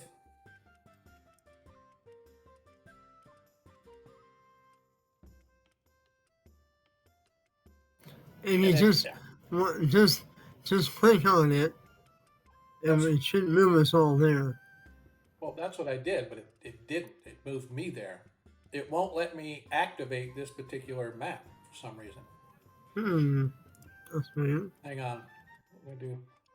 I just set it as visible for everybody. So you guys should see it in your navigation now. I can't. Like up at the top where it says Dark Shelf Region, that's all I see. I don't see that You other don't one see where the area it was there. before. I see No. D and Z. They're like Yeah, little that's- icons. Yeah, those icons on the dark where it says Dark Shelf Region and it has DVZ, those are the characters that are on that map right now. I only see D and Z.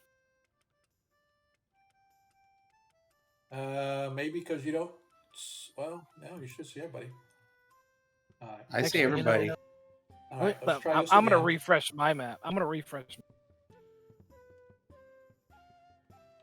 All right. Do you guys now see in the I navigation? see the map. See the area map. Yep. All right. Or at least I have access to it, and I opened it up and I Yeah. can see it now. For some reason, it didn't save the last time I did it. This is bizarre, man. This is bugging the hell out of me. I'm still. It's weird. Yeah, I it gotta won't let log me- out. What's that? I was thinking maybe I have to fully log out and log back. Yeah, I am. I apologize, folks. I will be right back. I am gonna go. I'll out. wait till you do it and then I'll do it. Yeah.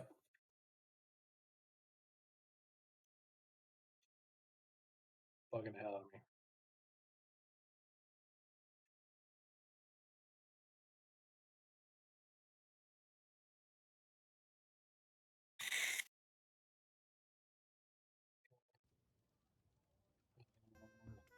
Poof. There we go. There it is. Now everybody should be there. Well, it's where everybody can be. I don't have your tokens there. Right. But if you want to move your own token there, you can. Or if you're like me too, we will bring Arthur. I'm just gonna bring everybody on the map. So I'm not sure how to bring myself. Yeah, I'll show you guys. It's actually really easy. So if you look in the navigation, on the right hand side, if you open up the navigation, you can expand it with it. Like I said, on the right hand side, you see the little arrow at the bottom. You click it, and it opens up. Excuse me, your navigation. The one at the top of the thing is the actors directory. It looks like a bunch of people standing in a crowd. If you click Yeah. on that, you should see the players folder, and you should see your character. And if you just yes. if you click it on the name and hold it and drag it, you can drop yourself on the map. Ah. I'm gonna try to. I think because I'm already there, it's not letting me do it. Yeah, so let me do this. Let me get Yeah, rid it's not letting me try me over. All right, so I'm going to remove both of you. Now go ahead and try again because I don't know if I have to place you there or you can place yourselves. Yeah. It's Yeah, not I letting- can't. Okay. Maybe I have to right click. We need permissions to be able to do that. I thought you did. I thought you had You have that. to set the permission on the sheet. Yeah, to- that's what I Yeah, thought I it's- did. All right, we'll work out the logistics of that after the game. I'll just put you guys there for now. It's not like it's a big deal. Okay. So everybody is on the map now. I'm just not putting Arthur's guys because. Oh yeah. Yeah. So. Okay, I can Alright. move now that I'm on the map. Yep. Stop rolling dice. All right. So now that we've got our clusterfuck unfucked, hopefully, at least partially, you guys are not here. I'm just putting you on here so that you can kind of see on the map what we're talking about. So I'm gonna ask that bar wench again. What was her name? Felicity. Felicity. Where we could find Mr. Jasper Kronk. Oh, he comes in every now and then, usually every day almost for lunch and for dinner. But I know that sometimes he and his brother are pulling people around the waters, or maybe some fishing, or a lot of times he's down on the docks doing handyman work, whatever they need. Do you know where he parks his raft? Usually down at one of the ends of the docks. They have a little shack down there for their enterprise business, as they call it. Okay, I'll give her a little silver piece again and say we Oh. should head down that way. She smiles at you, curtsies, and disappears. So you guys are gonna head to the docks then? That's what I suggest. We take this little trip down to the docks while Varys gets his beauty rest. Okay. Yes, okay. I agree. Okay, perfect. So it takes you maybe 10 minutes to get back to the docks. Even though the sun's only been up for maybe an hour, if that. I mean, it's still very low in the sky. The docks are a blaze of activity as ships are being loaded and unloaded. You can see that huge blocks of limestone are being moved by crane and by men. What do we got? What do we got? Sorry, my ADD kicked in. Hey, we have a new follower. Thank you, sir. Appreciate that, DM John. That's awesome. Every little bit helps, man. Every little bit helps. I really appreciate it. So anyway, the docks are in heavy activity, and like I said, you can see that they've got small cranes and stuff to help lift the limestone and stuff blocks into the holds of the various ships. And it appears to be what you heard, Deglin. The quarry seems to have a warehouse here where they stored a lot of their recent mined material. And Uh-huh. so you don't see any small boats bringing anything from waterways. So it looks like everything is across land, carts and whatnot to bring the limestone here. Okay. At the ends of these docks, look for the dock that's closest to the river, Mhm. and see if that's where Jasper's is. Mhm. Absolutely, right down there at the end of the docks. The river itself is probably about I don't know, half a mile outside of town to the north. Okay. But you can see down there are several. It's like a little mini community of vessels down there. Several um, that have like scows, like the Chinese scows that you see out on the water and whatnot, where they got the big long canoe looking things with almost like a covered wagon type of thing, which is a single. Sampans. Yeah, there you go. Thank you. I call them scow or dows. Dows is what we call them when we were in the Gulf. Oh yeah. So anyway, kind of see a lot of those down there, but looks like people are living off that because there's children running around the ends of the docks. There's animals. There's like chickens on these boats and whatnot. And at the almost to the very end, you actually see Jasper talking with another fellow that looks very much like Jasper, only perhaps a little bit younger. And as he sees you walking your way, his way, he kind of went, "Oh, I was just coming to go see you. Are you ready for your tour?" Yeah. Are you Jasper's brother? I am Jasper. This is my Oh, brother. I thought you said it was his brother. No. You see him talking to somebody that looks just like. Oh, okay. him. You know, So, as he sort of turns, yeah. and goes, "This is my brother Jeremiah." Hello, Jeremiah. I am Deglin, and this is Zadkill, and I introduce the party. I'm Looks that you kill. guys- Guys kind of look. He looks you guys over and whatnot. Just kind of nods, doesn't say anything, and goes about his business, getting the boat ready for getting underway. And All right. it's it's a small matter of payment, of course. You understand. Of course, as we discussed, friends, 1 silver piece a person. Takes it, counts 5, tosses 2 to his brother, puts 3 in his pouch. Thank you, gentlemen. Make yourselves comfortable. We do have snacks as well as water skins available if you get thirsty, if you don't have any of your own. And after you guys are all seated, they both begin poling and they shove off. And you guys head out into, I don't want to say open water, but you head up into the Woolly Bay / Sea of Granite region as you make your way along the coastline. They probably stay within 100 yards of the coast, just out past breakwater, where they're able to, not be washed into shore and whatnot. As you guys ride the coastline, it takes you an hour or two, whatever, before you actually get up into the river. But slowly but surely, you guys begin pulling your way into the Pelora River. It's pretty flat. The current isn't super strong or super heavy. Hey man, appreciate that. Appreciate that. Every little one helps, man. Keep following. Don't forget to click the little bell so you know when we're going to be streaming. Which every Monday night, same time, same channel, and every other Friday night, same time, we do a 5e game.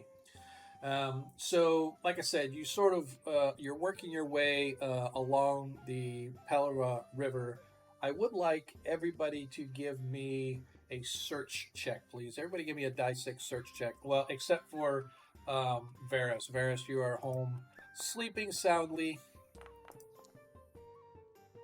Nice. I knocked over Zadkill. Sorry, man. He Oh, had a the- 6, I and I was- hit him, and it next at 3. Oh, I was wondering who did the 1. Who rolled the 1? I- Because it's I didn't see a 1. yeah. I Zadkill had saw- Zadkill had a 6, and then my dice hit his, and it made it. Mine was a 3, and made Yeah, his yours a- was a 3. That's what happened. See, so his was a 6. You hit it, and it turned it to a 1. Oh, But it only keeps, just so you know, I have it set where you can roll dice that hit each other, but it will only record the initial result. So Oh, okay. your dice gets hit and it changes. Whatever the result in the chat is, that's what it is. And I'm going to go ahead and roll for.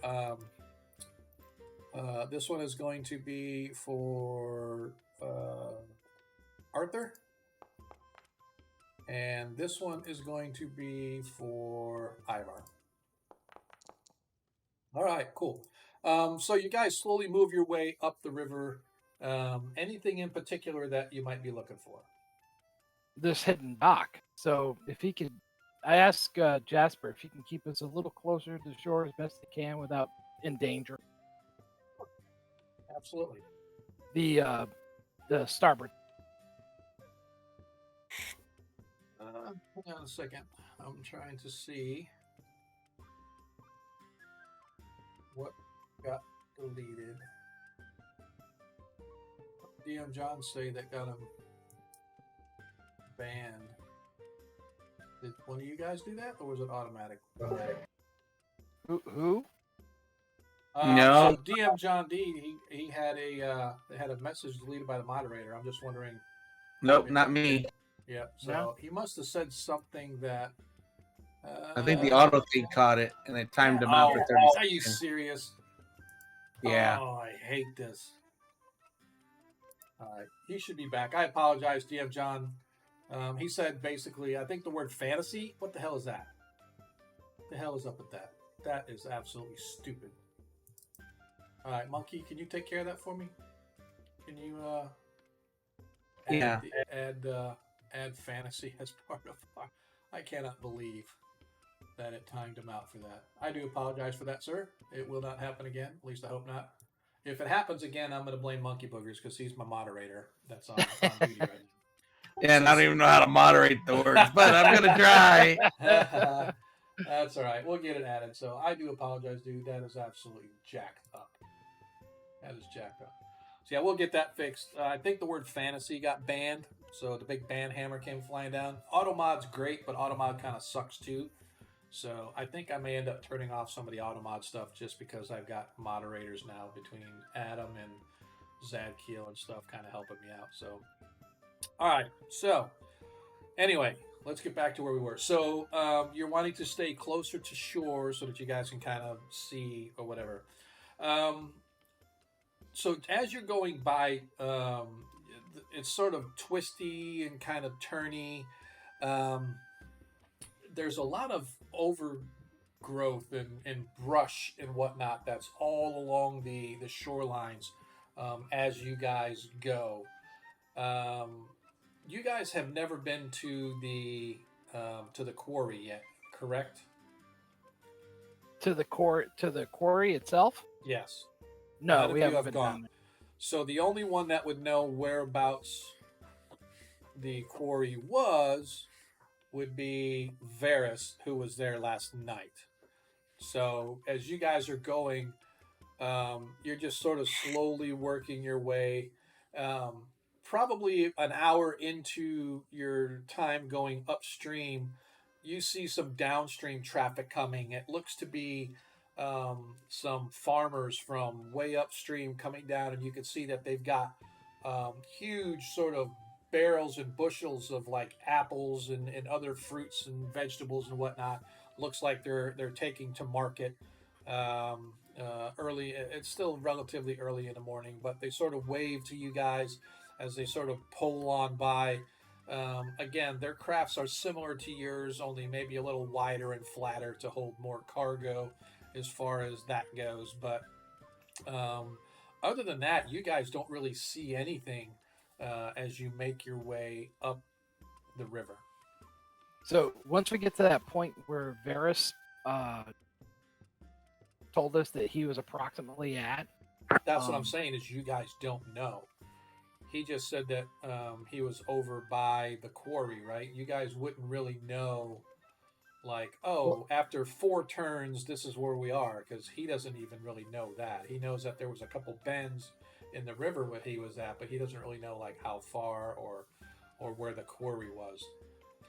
So, well, So that's we're what only I'm an saying. hour out, Sorry. right? What's that? Yeah. So We're okay. going- So all right, I get you. Yeah. So you could definitely go by that. So he said he was probably about a half hour or so from town. So you could maybe surmise about where he would have been had he been like say 30 minutes from the ocean to here. All right. So he's Right. probably in this area somewhere where this bend in the river is or something like that. I could buy Right. that. I could buy that.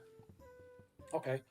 So yeah, so you guys are about an hour into it or so, or about an hour and a half into the river or the boat ride. So it took you a while to go up the ocean, and then now you're onto the river. So maybe an hour and a half, 2 hours into it.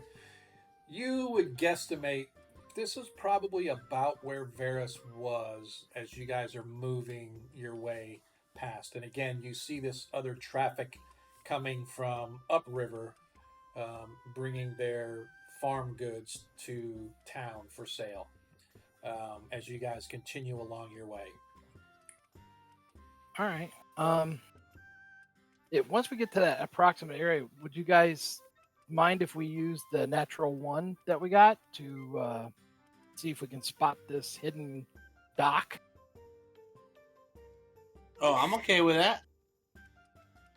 I don't know if DM will let us, but I'm okay You with know, it. normally those nat 1s and nat 20s are for a 20-sided dice, but I am going to say yes, I will judge. If you want to use that in this creative way, I'm going to allow you to use your nat 1 to roll a 6-sided 1 on a search as you search for this hidden opening. Okay. So let's go ahead and take that off the list. The party's nat 1, so now we're down to Zadkiel and Deglin both have nat 20s. So as you're moving along, you're trying to keep a close eye on, along the shoreline. And as I said, there's a lot of heavy brush and overgrowth that's really on both sides of the river, but particularly on the side that you're trying to keep where the quarry is on the other side of the hills. Right. And you twist and turn around a couple of bends when suddenly off to one side, even though it's heavily brushed, Deglin, you spot this dark spot behind the brush as if that brush is hiding the opening to a cave. And that's what it looks like. It looks like a hole or some sort of an overgrown small cave, like maybe an animal shelter, or like maybe alligators or something live there or something, right? Or a small Right. dinosaur or whatever, right? But basically, it looks like all the reeds and stuff though cover up, and the trees that are growing up out of the water and stuff sort of cover up the entrance, and you almost didn't see it. But as you're passing by, the sun was nice and bright, shining down, and I'll ask Esper if would he mind taking us closer to that area. sure. I want to make sure. Hang on a second. I am really lagging. My internet, my OBS is getting ready to drop. Uh-oh.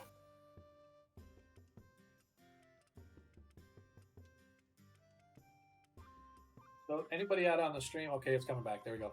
For those of you out on the stream, I apologize. I just had a serious lag occur.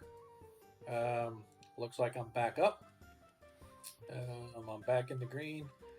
I was watching the stream spin as I was watching. I'm like, uh-oh, no bueno.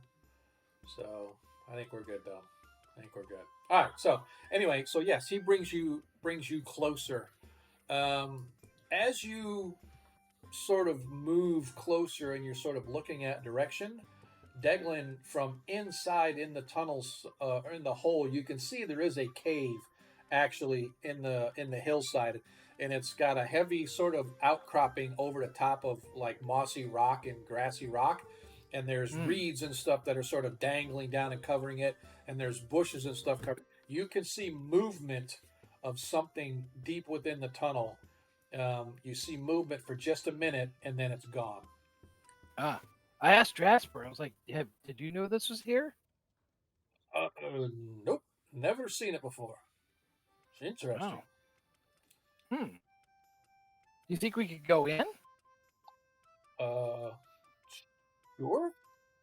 As he moves you closer to where you guys get to a point where you reach where all the trees and reeds are, and you realize that all the trees and reeds and everything are all intertwined and laced together with small bits of leather and rope and whatnot, and they actually can be moved as a single unit out of the way or Ah, not really a single unit, but a couple units like individually. Instead of a bunch of reeds pushing out of the way, you can actually lift it and move it as if somebody made this sort of cover canopy and just placed it in front of the hole.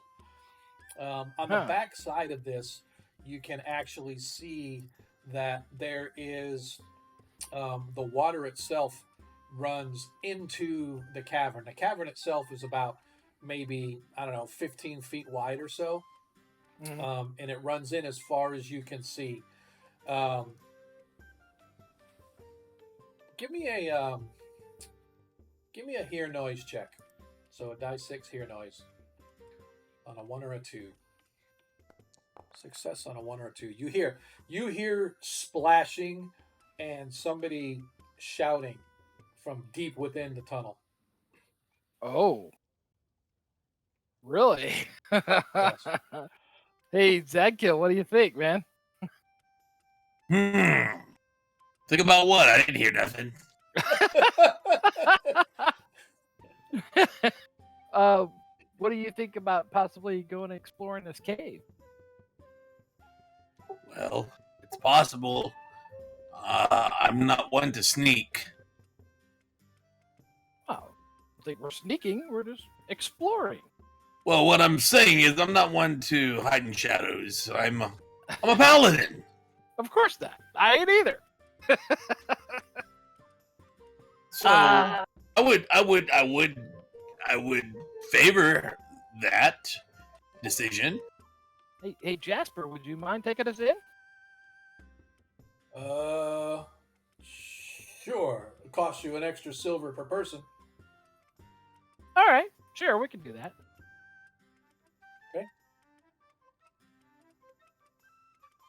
So, you guys begin to slowly move your way into. I tell Jasper though, if there's any trouble, let's just turn around and leave as quickly as possible. You got any extra poles where we can help push? No, they've only got the 2 poles. Sorry. Okay. Oh, oh no, Varys has. How deep does he think it is? So he's pulling aside. He goes, "This water is actually pretty deep here." He takes his pole, which is about 10 to 15 feet long, and he pushes, and his pole doesn't even touch the bottom as he pushes it down in the center of the water. So Wow. it's at least 15 feet deep. Probably more, obviously, because I can't touch the bottom. So can he? If he can't touch the bottom, can he even push us in? Yeah, he can push along. They can push along the sides. Oh, okay. Right, so that's what they're doing. It's down in the center where it's really deep, but off to the side, they can push along the sides of the wall because the cavern itself is only it starts out about 15 feet wide and it begins to narrow to about 10 to 12 feet wide. So it's a Okay. little bit narrow. Slowly, you guys begin to work your way into the tunnel. The water inside is very calm, and it's easy to sort of slide your for the boat to sort of travel smoothly, causing slight ripples on the water. But you can see that the water is sort of ripply and wavy here, so it looks like somebody has already come through here in some way. You Recently. Yeah, so I said as you were coming in, you heard somebody splashing down at the end, and they were calling out as you guys were entering. Right. So when you first looked in, you saw movement inside the cave, and then you went Right. into the cave, and then farther down in the cave, you heard somebody splashing and calling out. And that's when you guys decided to go into the caves themselves. Yeah. Okay. So yeah. So again, the water's wavy here as somebody has obviously come through here already recently. It sort of twists its way slowly through the rock, probably easily a quarter mile or so before you can see some kind of a break or some sort of a widening up ahead. I signal quietly to Jasper, "Hey, stop us." So you stop right as the inlet sort of opens into a sandy beach-like area, really wide, as far as you can see left or right. It's very dark in here, so anybody without infravision, it's like pitch black. Oh, okay. No lights, no lights anywhere, as the light from outside has since become dark. Arthur, however, I know he has a torch. He has a torch lit up, but even then, it's only lighting about a 20-foot radius as you guys come into the caverns. And let me do this. I want to cast a light spell. Do you have the light spell? No. I didn't. I do. I was Oh. thinking about it, but I'm like, we don't want to bring any attention. But our to it. wizard over there, the elf wizard, can do it.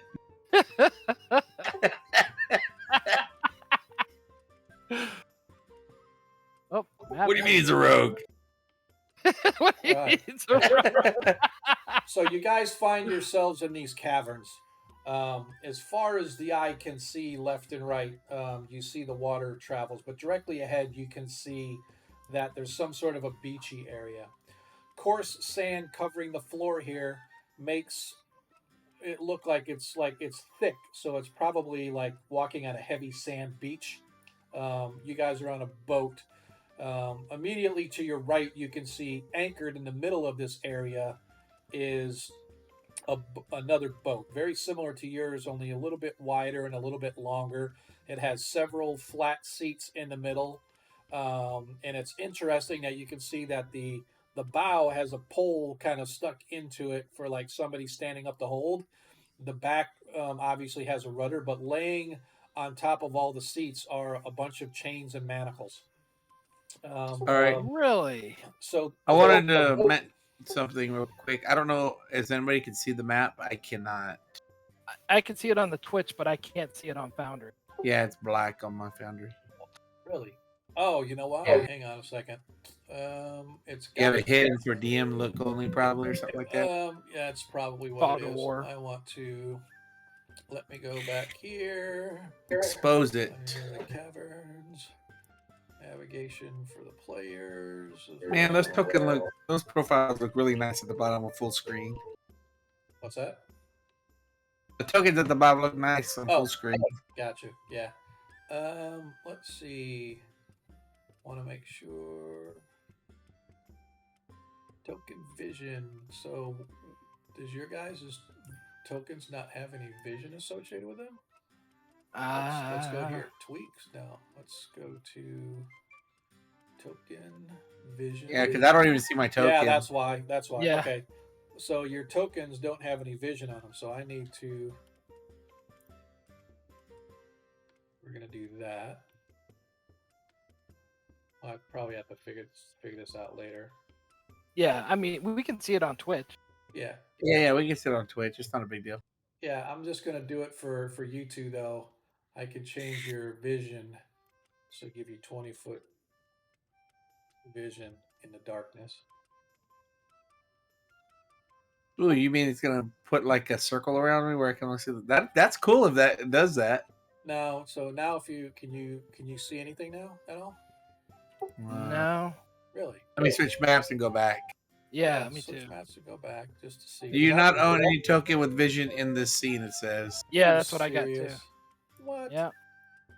You guys have all right. So we see. This is the things that we have to get. You figured have out. So to go to the token settings and that's what I click did. on I'm vision. I am. I'm on vision. I gave them 20. Blind. Go to the map. I cast Cure Blindness. all right. So Go to the map and check the box that says token vision. yep, that's what it says. I'm looking at it right now. Token vision, fog exploration. Oh, that's weird. Okay. Yeah, that's what I was saying. I don't know why. I understood why you guys couldn't see it first. So let's do this. Let me delete you here. Again, I apologize for the hang up here, but we're still trying to get it figured out on this. With this VTT, some of the things that I don't know that we thought we already had set up, and apparently we don't. Oop, 360. That's what there, and 1T there. Update token. So that's his. Now I'm gonna do Deglin's vision. Yeah, see, that was weird. So it didn't update it. This is crazy. 360. So I double clicked your token when I dropped it on the map, and I updated it, and it said fine. But when I removed it and went back to your base character sheet, it doesn't have it updated. So I'm going to update it here. So now I'm going to drop Deglin on there, and let's see. Can you see now, Deglin? Nope.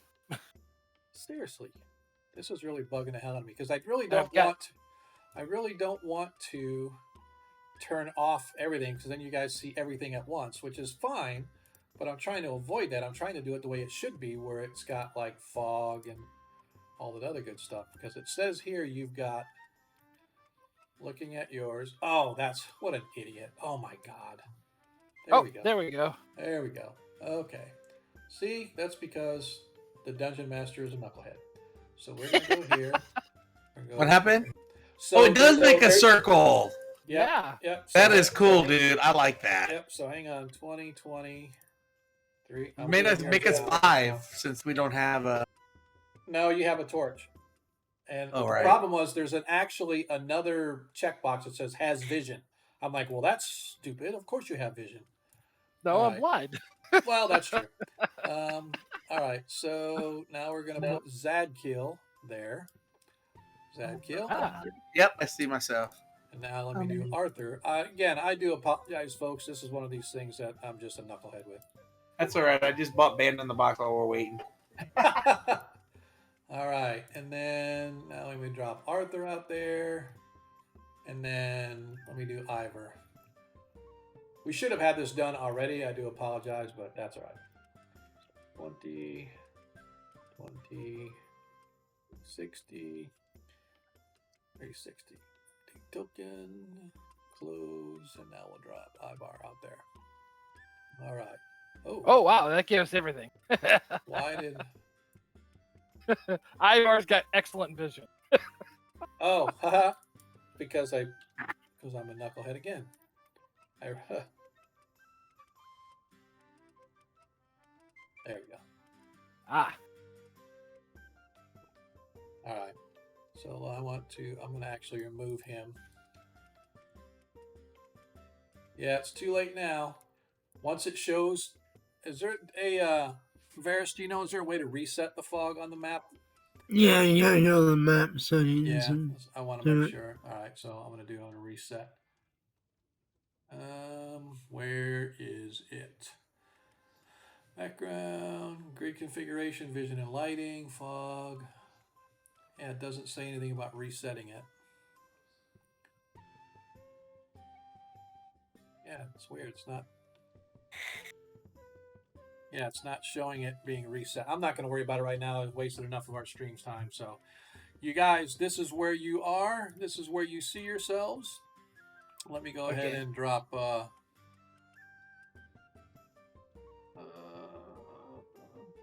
Varys isn't there. I need to drop Ivar. Yeah. See, for some reason, Ivar is still has. got It's excellent not, vision. It's not freaking saving it. Damn it, man. That's really pissing me off. Don't worry about him. No, He's not here no, anyway, so I know, but the problem is when he is here, I want to make sure it doesn't take everybody up. So, we'll be like, we're sorry, but all right. Now we're set. Stupid DM stuff, but we got it fixed. Wait, Relatively. might want to test mine too at some point. Yep, we'll get yours. So I'm going to move you guys. Oh. I'm going to move you in just a little bit. I like how it does that. That is so cool. Yeah. Look at the layers of lighting it yeah, does. it goes gray and then black. Yep. So, and it's actually really cool. But if you want to see some good stuff, wait till we do the 5e because the 5e has the spell effects turned on. So when you shoot Ah. with a fireball, it erupts with a fireball wherever it is, or if it's a web, it Oh, shows the web. Oh, But we that's gotta, Can't we fine. have gotta, fireball. we gotta get that for 22. Yeah, we do. We do. They do have spell effects, but I don't know how to turn them on here, right? So, excuse me. I'll work on it, but again, I apologize for wasting everybody's time because I'm an idiot. But we are back on track now, sort of, kind of. Again, you guys find yourselves in an area across the way. You can see a beach, and again, I want to move into where you guys can see the beach too. So, let's say we moved in here. Don't move too far there. because you're on a boat. You're swimming, Zach Gill. That's You're it. swimming. So, coarse sand covering the floor here makes the going seem a bit unsteady, as you can see that it's thick sand where your feet would sink in. The sand-covered corridor eventually gives way to a wide, high chamber with a subterranean beach with lapping water beyond, which is where you're at. You can see the water kind of gently lapping up against the sand. There's a boat that floats right near you offshore.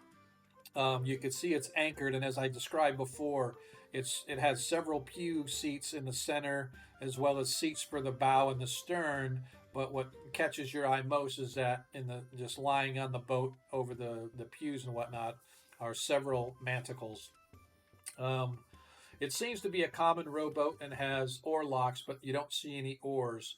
A rope painter attached to the bow is stretched taut, and the rope vanishes into the water. The stern points steadily to the northwest, where there's an opening in the wall. And again, you can hear the low murmur of water as it sort of laps through here, running back and forth and through the entry. In the distance, from somewhere in the cave complex, you can see just barely. You can see different exits. There's two exits directly in front of you that you can see in the shaded light. But you hear shouts and cries and a banging of like somebody banging on pans or something like that. That echoes into the chamber you guys are in. So, hey, Zach Gill, I think this is our way in. I think you're right. Shh. So, maybe come back with Varys tonight. Yes, I think you're right. Yes, All right. we should come back with him. All right, so I signaled to Jasper. Let's turn around and go back out. Okay. 3. Okay. So just for my own purposes, I am going to put Varys on here. Yeah, see, Oh yeah. he's got the whole thing too. And it's weird because he has vision. Oh, that's why. But just to clear something else up, we never did see a dock, though, did we? No, you did not. However, you see this boat there. Yeah. So, and we hear the noises, so it's obvious that this has got to be what he was talking. Right. Okay. Probably should have changed my my stylings of music here. So let's go ahead and click out. So you guys are going to head back out? Yeah, we don't want to, do the adventure without Varys. Oh, we can. Well, we could, yeah. I think Varys would not like that, though. Okay, see you later. See you later.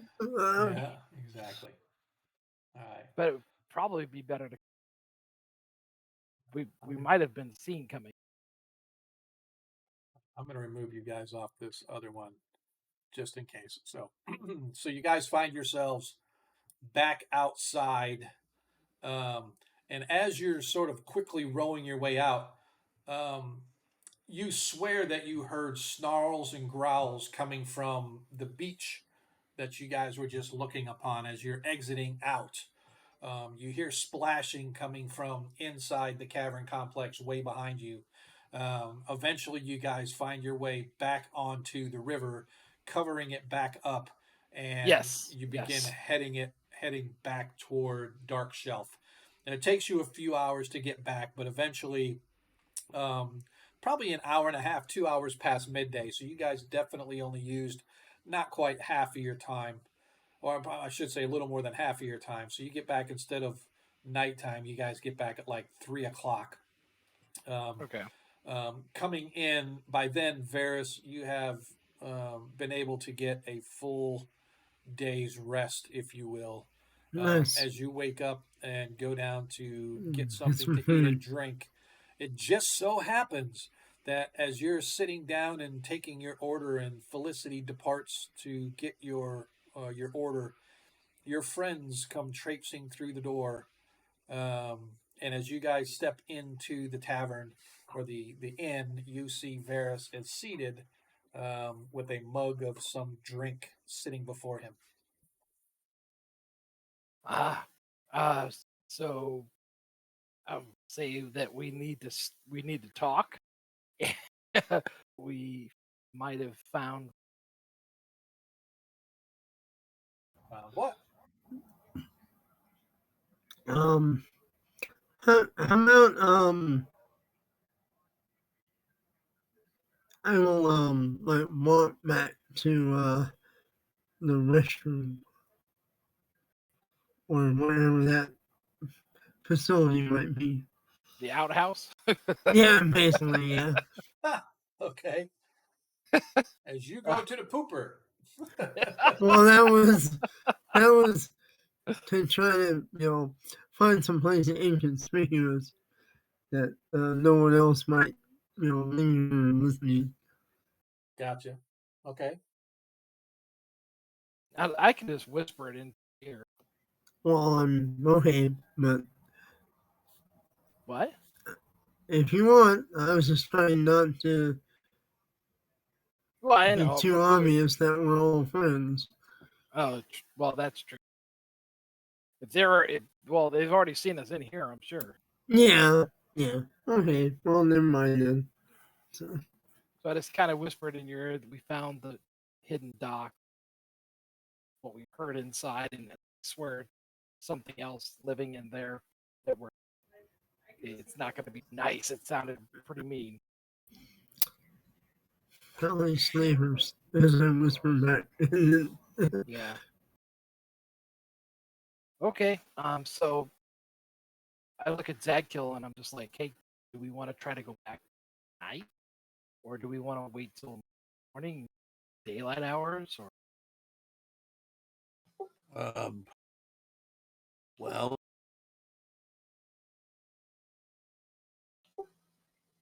from what we've heard, that nothing's being heard at night or seen at night. That is, Except for the slavers are active. yes, We could run into that would probably hit the nail right on the head as far as problem solving what's going on. Yeah. Well, we still got to find Quan. But the danger may be high. Yeah. Yeah, it's just then the thieves guilds would come after me. Uh-huh. Well, Because yeah. I'm thinking So I'd turn them in. So once we do this, then your Thieves Guild contact is probably a danger to you. yeah, I was sure I was wanting to out of game. I was wanting to get more information from them first, but Well, if this might not be worth it anymore. So, but we still need to figure out Quan and the other questions. So what could we possibly get from maybe posed as slave buyers? well, no, I didn't know if we wanted to try to get in the mine and look around. Well, I think this is a back door to the mine. Oh, okay, I see what you're saying. Yeah. I think this is where they're taking the slaves in and out. The slaves that they got working in the mine, and or I guess they could be stashing them, but who are they taking down the river? It's got to be maybe as they're working them half to death, they stop Thanks, Joe. producing. They Appreciate that. sell them. They take them out on the boat when they stop producing. Can't do the work anymore. Sell them elsewhere.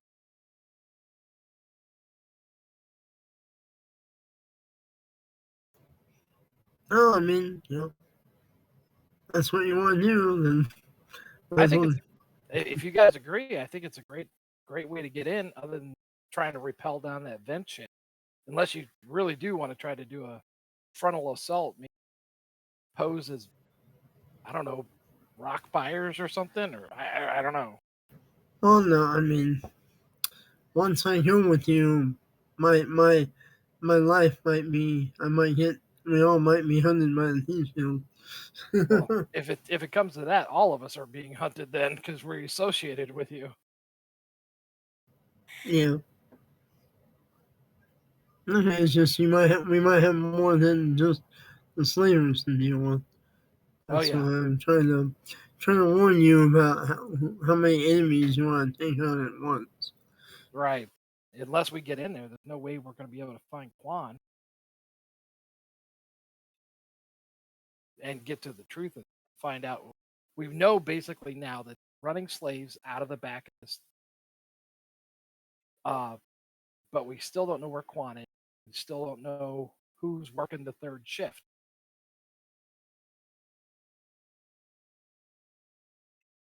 And if the It's a quarry dangerous boss has game either way.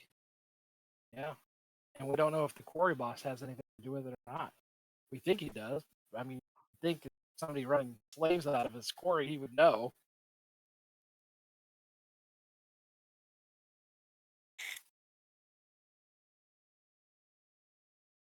Do we go back at night or do we wait till morning and go during?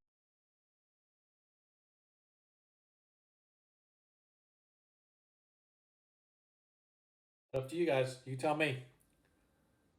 Somebody has to make a decision now. People out on the stream are begging and pleading. What are we gonna do? What are we What are we gonna gonna do? Well, let us go at night. So, all right, now that begs, we got to find somebody that'll take us. So we could go back and talk to Jasper and take us again at So, night. just so you know, Varys knows the way there by going the road route. If we did the road route, though, we If couldn't you get go in. if you go at night, you risk encountering the guild because they keep a watch Oh yeah, that is true too. they keep a watch for the watch. Well, then let's go. Let's go while the light shines upon us. Yeah, it's probably best to go now or at daylight. Otherwise, Let's. they definitely gonna know I'm involved. Yeah, that's right about because they got the Overwatch. So yeah, we would definitely want to probably go during. So maybe hook up with Jasper again tonight. He usually frequents this bar, from what Felicity said. So I think we need to watch how much we're telling this Jasper character. Yeah, he might be involved. it's well, you'd think if he was going to betray us, he would have said something right then when we went into the cavern, or he would have steered us away from. You know him that well? Well, no, but I would suggest that a bad guy would want to do us harm to hide his secret.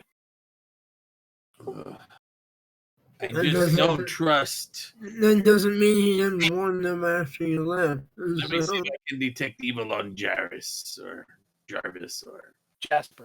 Jasper. Yes. Well, we'd have to go back down to his boat. I don't know if he's still there, or he'll be here tonight. We're definitely waiting for daylight. He'll be here tonight. Okay. Well, maybe daylight is the best option. Okay. Let's think of anything else that, like, did everybody heard that noise though, right? Of the I don't know what you're talking about. no, there was a noise when we were leaving the cave of like something roaring or making a loud growling. Did I hear that too? Yes, you did. Yeah. Oh, that. Yes. That's disturbing. Are there such thing as cave tigers in this realm, this area? Well, it could be sea crocodiles. Crocodiles don't roar though, do Yeah, they? they're more hissing. Could be a sea snake.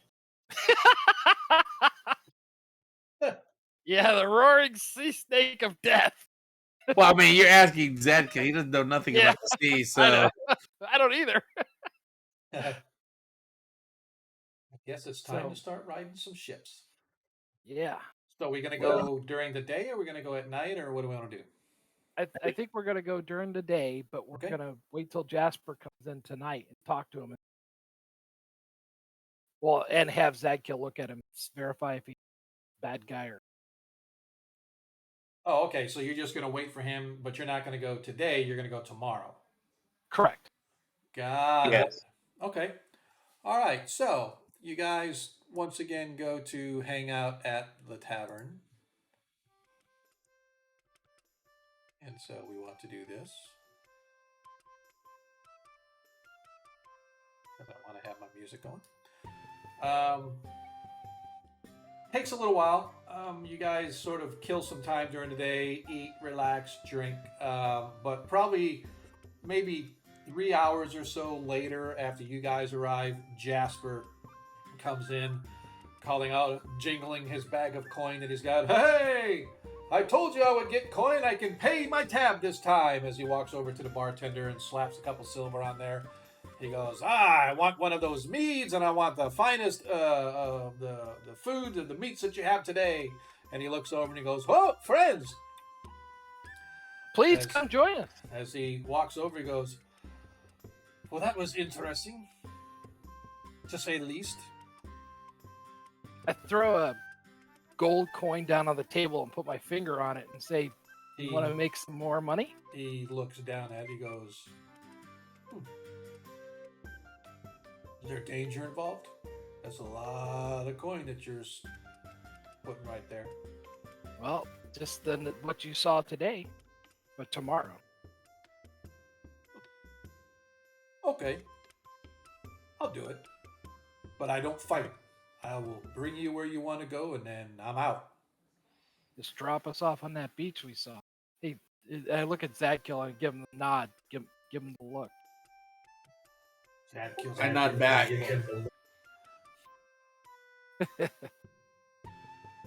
I nod back as if I'm agreeing. Turn this down. Okay, and what are you doing? I'm nodding back to him like, yeah. Yeah, look at him. I don't understand what do you mean. What am I doing? You're supposed to detect evil or detect. Oh, right, yeah. I'm gonna. Sorry, I wasn't sure what you're talking about. This is not a certain Oh way. my god! Oh my god! All right. I was So like, what I'm we're gonna do- nodding.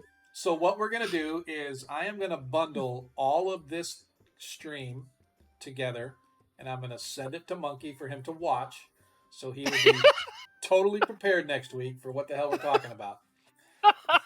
All right, dude. Okay. It's okay. All right, I'm not at so a table- I I'm go not at ahead- a table, so I can't throw dice at you. But here, let's do this. Hang on. Wait, don't go nowhere. There we go. All right, so I go ahead and detect the. There. I'm throwing. Oh! And I use metal dice, damn it. All I right. use the four-sided dice. I got the points on them. Staring I at him, detect- look at him. I'm like flicking my eyes at him. I just picture like you and I just doing our head nods back and forth like in a Yeah, weird way. yeah, like, yeah. It's like one of those what do they call it? Oh my god, soundless movies, silent movies. And you're Yeah.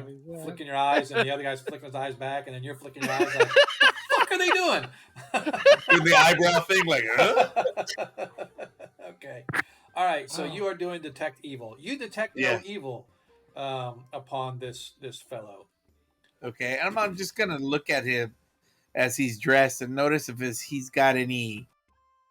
Not that I could tell, but perhaps some type of emblems of anything that seems of chaotic nature. Okay. Yeah, no, not really. It's typical fisherman clothing. He has a leather. He has like a white sort of cloth blouse that's sort of V-necked, tied with some strings. He has a leather jerkin or a leather vest. I mean, sort of over the top of that. He's got leather pants that are tied at the tied around the ankles and stuff, so there's no loose things that kind of blow away or whatever. Typical on sailors and stuff. He wears low soft boots, well with hard soles, but they're low soft boots and whatnot. So yeah, um, All pretty right. much it. Well then, if I don't detect an evil, I just give a nod and Okay. say, All right, I think we're done here then. We'll Okay. return back in the morning. Very well. Okay. Have your boat ready or your raft ready for us. Okay. I will do that. so we head back to the tavern. Well, we're Okay. already in. Yeah, so you guys are actually in the tavern right now. So, all right, sweet, So, perfect. All right, so what do you guys want to do for the rest of the night? Anything particular? I think I'm just gonna rest my bones. I don't think I'm gonna interact with anybody, just so that I don't raise suspicion with whatever Varys is trying to pull off. right. I'm gonna socialize with the dwarves and see if I can find out information what might have made that noise. Okay. So as you're sort of talking, spreading a little coin around and drink and stuff like that, the dwarves obviously freely speak and whatnot, and they're like, probably one of the mud tigers. They've got them down there to prevent folks from sneaking in and stealing any of the limestone or the gold or any of the treasure that we're mining down there. What is a mud tiger?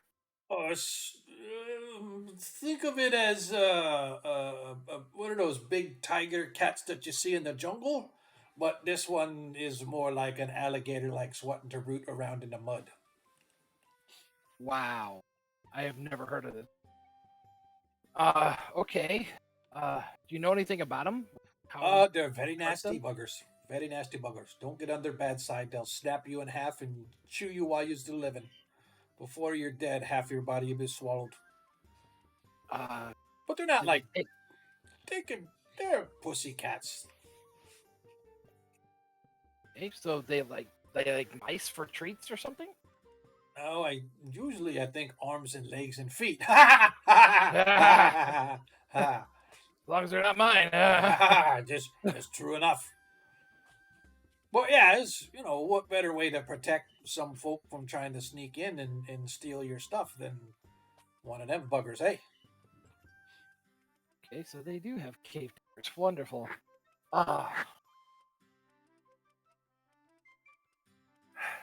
So he doesn't know anything really about them, like how they can. No, he's typical miner and stuff. He knows some of the stuff they Yeah. have down there, hears word about things and stuff like that, but doesn't know firsthand a lot Or how we can avoid them. how you can avoid them. Yeah, that would be nice. Silently tell the paladin Yeah. to take off his armor. What? They said, how can you avoid him? Move silently. That means the paladin's got to take off his armor. Uh, Is that like not happening? well, I mean, I'm not there, am I? I thought I was. No, Yeah, you're I'm kind not. of. just Yeah, I'm just mingling saying. with the dwarves, so. Yeah, he's mingling. All right, we'll find out anything else he knows. Yeah, I'm that's like, I'm not really that about kind it. of paladin. Take my armor off. We just met. That's really about it. Okay. Yeah. Once I work my way back around to the table, I'll tell the guys they got these things.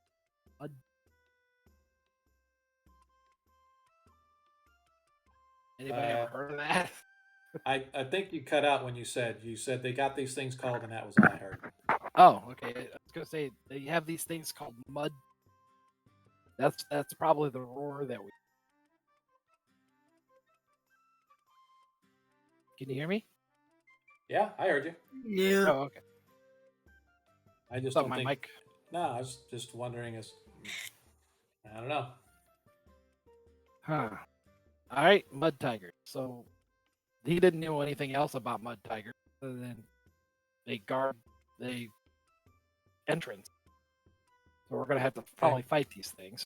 or unless we can go really quietly. Oh, I can cast silence. What? Yeah. Get out of Dodge. Yeah, I can cast silence. 15 Yeah, but foot you can't radius. cast silence on people's feet.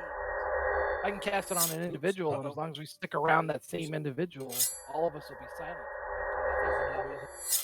Oh, is that what it is? I thought it muted us caster. No. No. Silence 15 Yeah, it'll foot do that radius? too. Yeah, you can cast it on an object, and that object can move with you. But any caster that has any verbal component will not be able to cast it. Right. So we'll have to be wary of that. How long? I gotta look at how long it lasts. Silence 15-foot radius. I'm not for sure. But it'll keep us quiet at least until we get past those mud tigers. Yeah, I'll look it up while y'all are doing that. 2 rounds of level. At 5th level, I should be able to do it for 10 rounds. That's pretty good. Probably cast it once we get into the tunnel going in. What All else? Anything else you guys think we should get before we go tomorrow? I'm ready to go. Okay. Zadkill's ready for the mission. All right. So So I think he's already equipped with everything he needed. Because Zadkill doesn't carry much other than not even his money. He gives his money away, really. okay. So you guys are gonna hit the hay and then get up in the morning to go get your ride. Yeah, we'll post the watch too. Yeah, Okay. just to kind of get our feet wet, see what happens. All right. So you Because guys everything, I was just gonna say, because everything we're getting from some of these individuals, we take with a grain of salt because we really don't know anybody. I mean, I trust the brother of Cuthbert, but I don't know if it's, how common it is for alkalites or brothers or high priests to evade from, Yeah. Okay. So you guys go and make ready to go to sleep. And tomorrow morning, the plan is to go get Jasper Kronk and his brother to once again take you guys down to the back. Yep. You guys all go crash, setting your watch. What order of watch are we doing? Do we have an order of watch that we want to do? I'll go first. All right, so first will be Zadkiel. Anybody Then me, else? I guess. Then Deglin, then Arthur, then Varys, and Ivar. Actually, Arthur's going to go last because he wants to get the rest, and then he needs time to study his spell books. So it's going to be Zadkiel, Deglin, Varys, Ivar, and then Arthur. Are the order in which we are going to be standing watch. Is that fair enough? Sure. All right. Yes, sir. All right. So, as you guys begin to drift off to sleep, Zadkill, you begin your nightly routine of prayer, cleaning your weapons to make sure everything is up to snuff. You don't even have a chance to completely get rid of your armor as you've been sitting there working on your weapons and stuff. Your friends and whatnot are all sound asleep. When you hear heavy footfalls coming from the stairs as they come up into the bed chamber that you guys have all stayed in, and as it does, you can see several small figures, um, not quite dwarf size, maybe a little smaller and thinner than dwarves, but there looks to be 7 or 8 of them, all of them brandishing blades. And one of them screams out in halting comments, "So, you want to try to take what's ours, do you? Well, we're going to take your lives." I need. What? And that's from the other side of the door. No, they're not in the door. You guys are in an open chamber, and the stairs come up to a hallway. The hallway leads into this open room that's like a barracks. And about half a dozen, 7 or 8 creatures bearing short swords come bursting through the doorway into the room, attacking everybody. I need somebody to roll for surprise for me, please.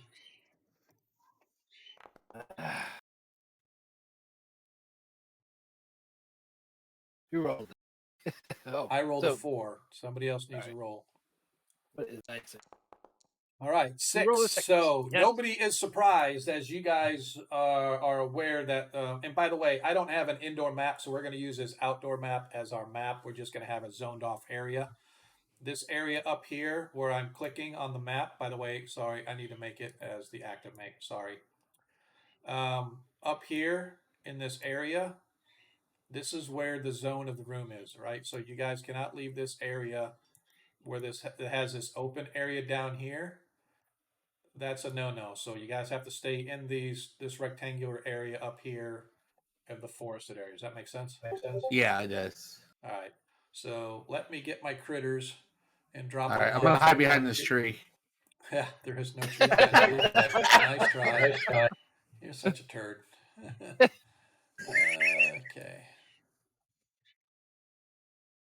First of all, let's get you guys out there. I'm sorry, you threw dice at me. Yeah, I know. All right, so Arthur is going to actually let's put these guys down here because this is the entry. You're So would I here. have a chance to say anything? Yes, Like, you let's will. keep You flying. will. You just have to give me a second, right? You just have to give me a second.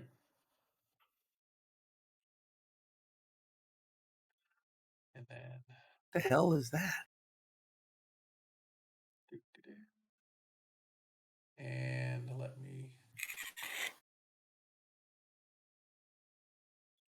Now, are these actually what we see, or is this just Yes. the token you're using? No, this is actually what you see. You recognize them as you realize that they are goblins. You've seen goblins before. Okay.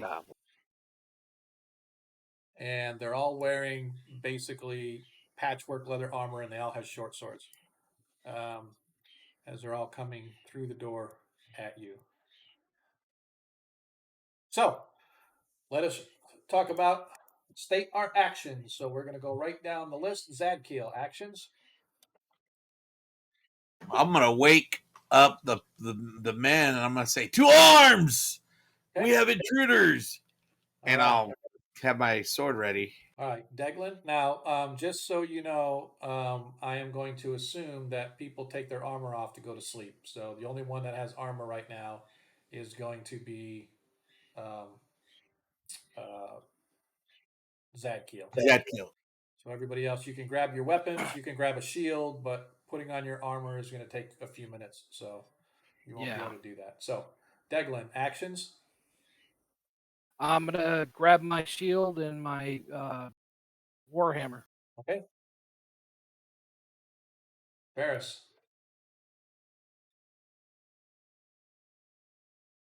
Varys, you with us? All right. Ivar is going to, he doesn't have a shield, he's just going to grab his sword. And Arthur is going to backpedal, and he's going to wait to see if he's going to have to cast a spell. Hey, welcome back. I need to know Varys's action. Why aren't we facing goblins? Yeah, so as you guys were all going to sleep, you guys just got to sleep. Everybody's got their armor off. Everybody is resting peacefully. Zadkiel is cleaning his weapons and doing everything when suddenly a small troop of goblins comes bursting up into the common room where you guys are sleeping. I don't have a common room map because I was too lazy to find one. So what you guys are... So this map where you're at, just think of the rectangle area from here to the rock right here to down here to over here. That's basically the rectangle area you guys are in. Where the goblins are is the doorway that they're coming through right now. There's about 7 or 8 of them that you guys see. And we're stating our actions right now. So Zadkiel's woken everybody up and grabbed his sword. Deglin's grabbing his shield and warhammer. Ivar is grabbing his sword. Arthur's jumping out of bed and backpedaling, so preparing a spell just in case. And now it's your actions. Well, can I slip in my leather? It is light armor. Well, normally I would say probably That's not. fine. Okay. But, I'll put on the cloak of protection okay. and grab and unsheath my longsword. All right. So sword. All right. So we have everybody's actions. The goblins, you see, they all have short swords. I speak goblin. Can I say a few words? Sure, you can. Leave if you value your lives. I value as one of them's coming at you. Yeah, I don't think the boss would see too kindly as a attack. I need somebody to roll initiative. I am rolling initiative now. I rolled a 1. Yay me. Damn it. I never win initiative. 6. Party gains initiative. So we'll go right down in order. Zadkiel, go ahead and do what you want to do. Okay, I'm gonna tell everybody stay close, and I charge right into the heap of things. Okay. Which one are you Charge going to that attack? first one Okay. right there. Gotcha. So much for staying close. Exactly. Is there a doorway? Yes, where the goblins are is there's the like right here to right here, it's an open doorway. So right here to right here, right? So this is all open door where the goblins are. So if I moved here, could we make like a shield wall and prevent them from getting in? Yeah, you could probably do that. Yep. All right. I'm a link shield with Zadkill then.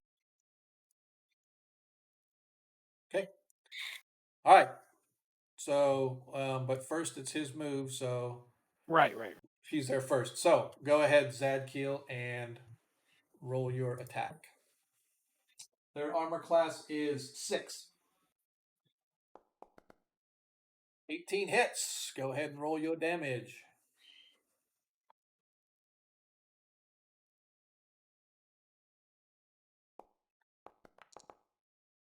Six. Nicely done. 10. Oh, I forgot. No. Oh.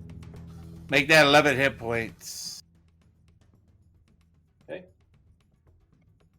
As you swipe in, as the goblin steps up, he throws up his sword to try to stop you. Your blade crashes right through his, cleaving right through him, dropping his body almost half decapitated as you cut right through his neck, almost severing his spine. But the only thing keeping his head to his shoulders is his spine and a little bit of flesh left as he drops dead to the floor. Deglin, you're up.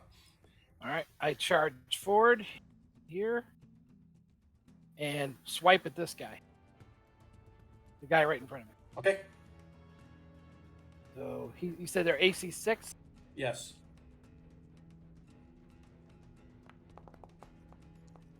Three plus 3.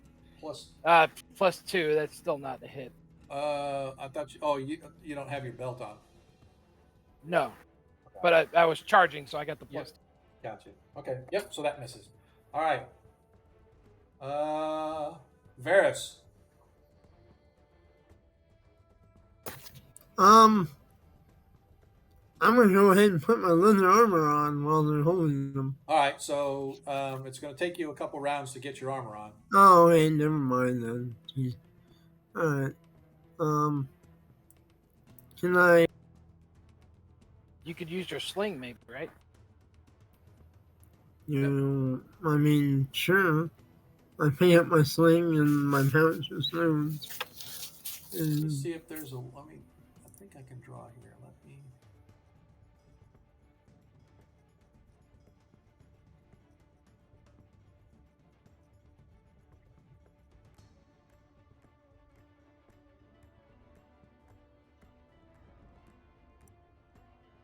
Far.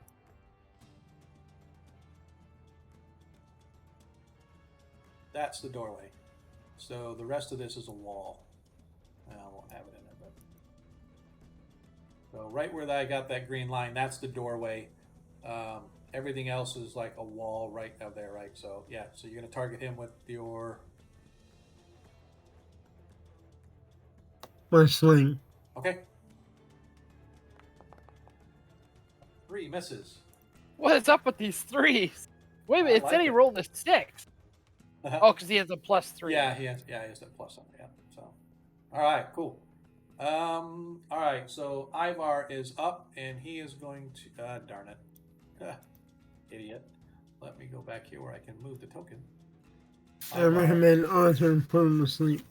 Yep. Art. He is going to come here. Ivar is going to roll.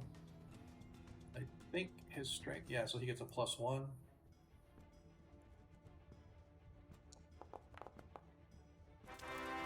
Natural 20. Wow. Oh, is that what that means? That Yeah. Oh, Yeah. that's cool. When you hear that, da-da, you can set that up on your. You have to set it up on dice individually, right? Okay. On my natural one, it goes wah wah wah wah. Oh, Very Yeah, nice. yeah, I selected those. Yeah, so you can set if you go to your dice settings, it'll allow you to do that. So just from his strength alone, he manages to take down the.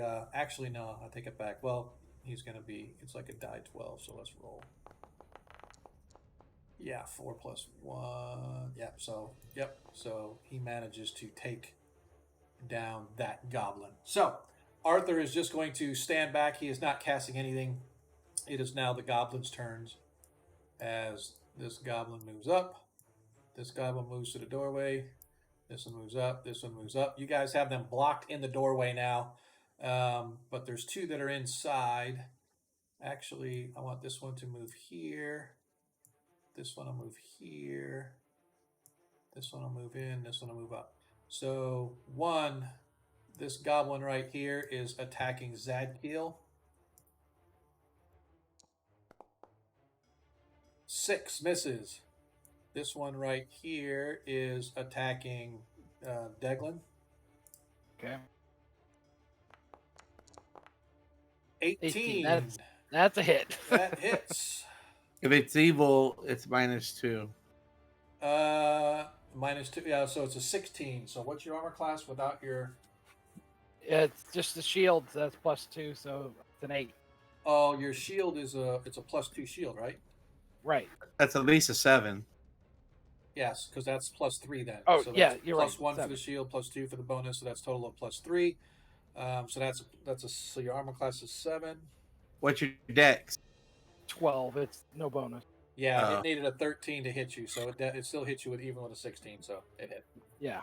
All right, and damage is 5 hit points of damage as the goblin slices you, and this last one over here is going to attack Ivar.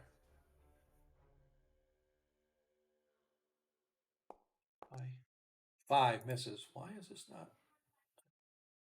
I'm confused.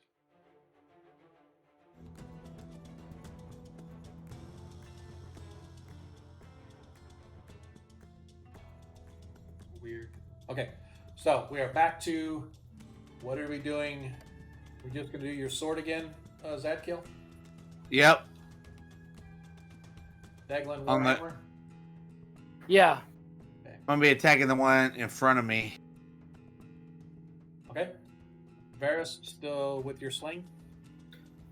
Is this one inside?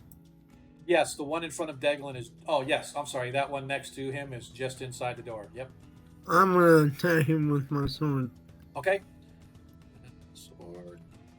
And the same is going to be going for the other 2. Okay, so you guys won initiative last time, so let me clear. Do we have Arthur's 3? No, so Arthur and I agreed that his 3 henchmen were off on a special mission when he's not here, so the DM didn't have to run 4 characters. Oh, right to that. So Can you- apologies. I should have mentioned that earlier at the beginning of the game, but yeah, that's so Okay. cool.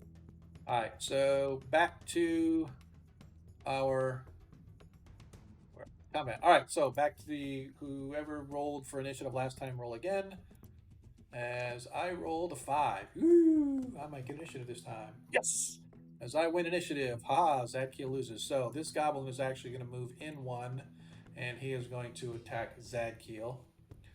Let's go ahead and roll this d20. 6 misses. This one moves in. this one moves up. So this one right here is also attacking Zadkiel. Because they perceive him as the biggest threat because he has the armor, but he misses. This goblin right here is going to attack Ivor.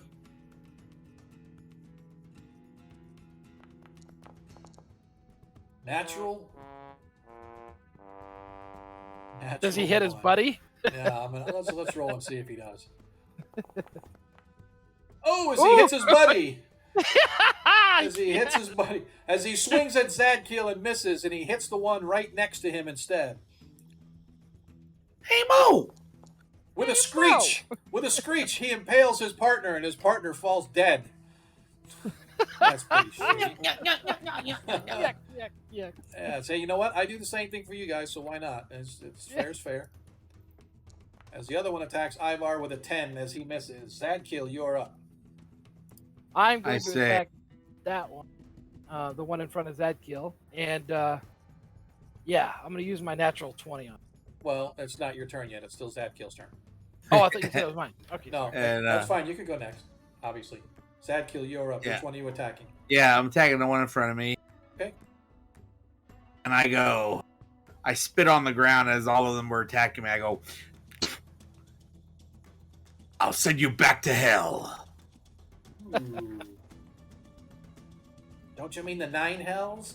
Ooh, Natural 20! Ooh, sneaky! Shnikes. We don't even... Do you want to roll the damage? Go ahead. Roll damage, dude. I'll let you roll.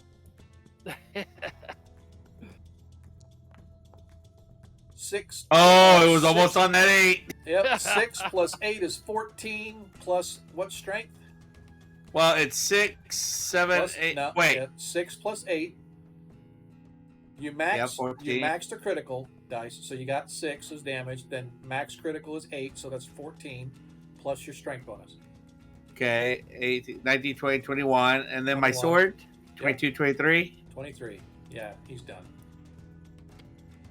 As you take that one down. Nicely done, sir.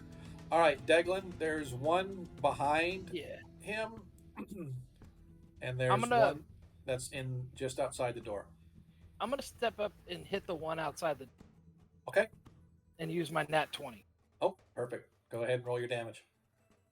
That is. Up. These are medium creatures. Yes. Yep. Just go ahead and roll your damage. It is. It's 1 die or 2 die. Or Yeah. Is that- it's- Your is it warhammer two, is yes, 2 die. Yeah, 2 die. 2 die 4. Yeah, it should be 2 die. But no strength. Right, because you don't have your belt. Wait, are you sure you want to do that? 4 points of damage. That's fine. You got 4 plus 8 because you maxed on your damage. That's 12 hit points of damage. As you take out that one as well. Nice. Varys.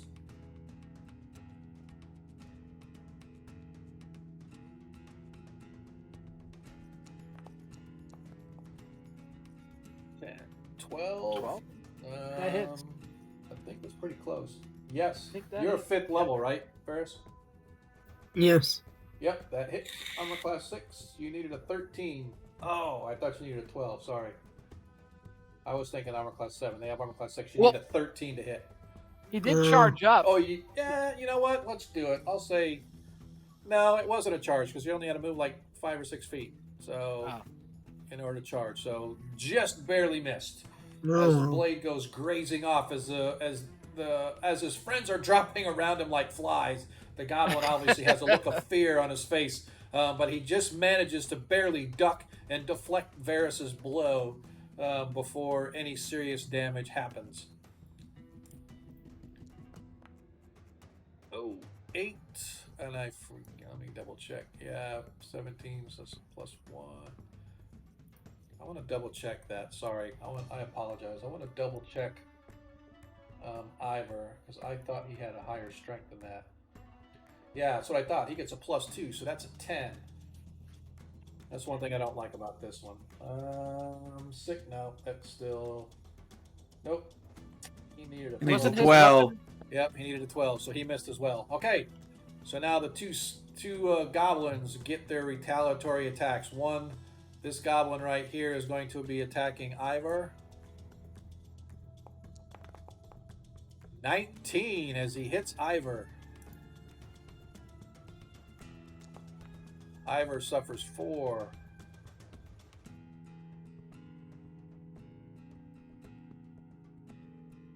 This one right here is going to be attacking Varys, since Varys came rushing up and surprised the shit out of him. 16 as Varys gets hit. 2 hit points of damage from the goblin for Varys. Okay. And we are back to declaring actions. Anybody changing any action that they want to do? Arthur Yes. is going to instead of a spell, he's going to take his darts. Thank you. All right, Zadkiel, what are you doing? The guy behind me, Yep. I'm going to hit him to subdue him. Okay. So I'm going to use the flat part of the sword instead Okay. of the bladed part. Don't forget you have a nat 20 you can use if you want. Yeah. You want to use it or no? Yeah. Because you lose it at the end of this session, just so you Yeah. Might as well use it now. know. Okay. Deglin, you Warhammer? Yeah, and I'll move up. Okay. Varys? Nice one. Okay. That's it. So let's go ahead, and you guys lost initiative last time, so let me clear this out. And this time, Deglin, roll for initiative, please. I rolled a 4. You guys rolled a 3 as the goblins attack. First goblin attacks Zadkiel.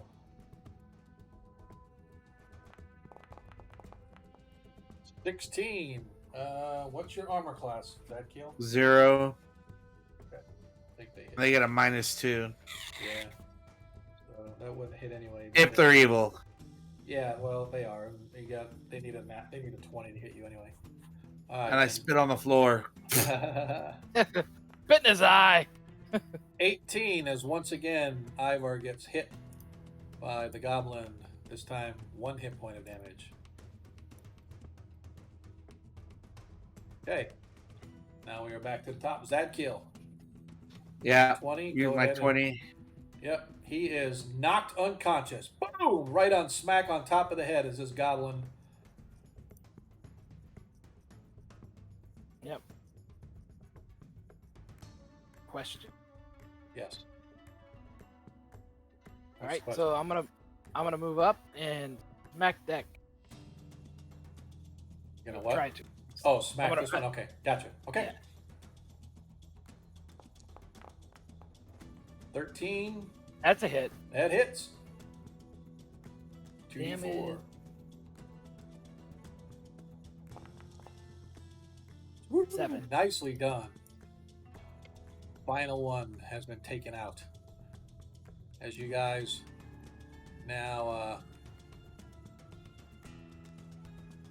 as combat comes to a close, you guys have one unconscious creature.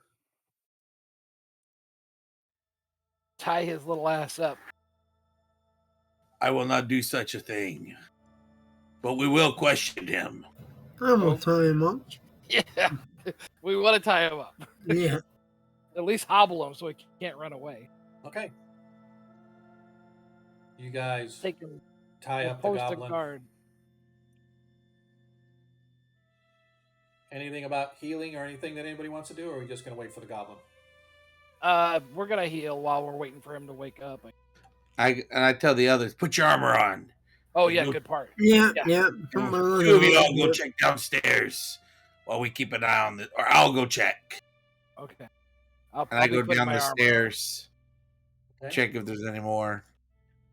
Go ahead and roll a search check for me.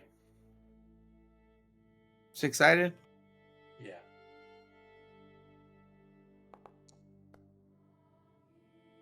You get down the stairs. The inn common area is closed, basically. nobody is there. Doesn't seem to be any workers or anything. Doesn't look to be anybody like at the doors or anything like that. So doesn't look like there's anybody down there. Okay. And I go, I'm going back up the stairs. What? As you go to turn, something catches your eye, and you see that one of the windows on the other side of the tavern area is halfway open, with the curtains fluttering lightly. I call one of my companions and I point at What companion? Varys. Okay. I do the head nodding thing without trying to tell them what to do and try to tell them finger pointing to window.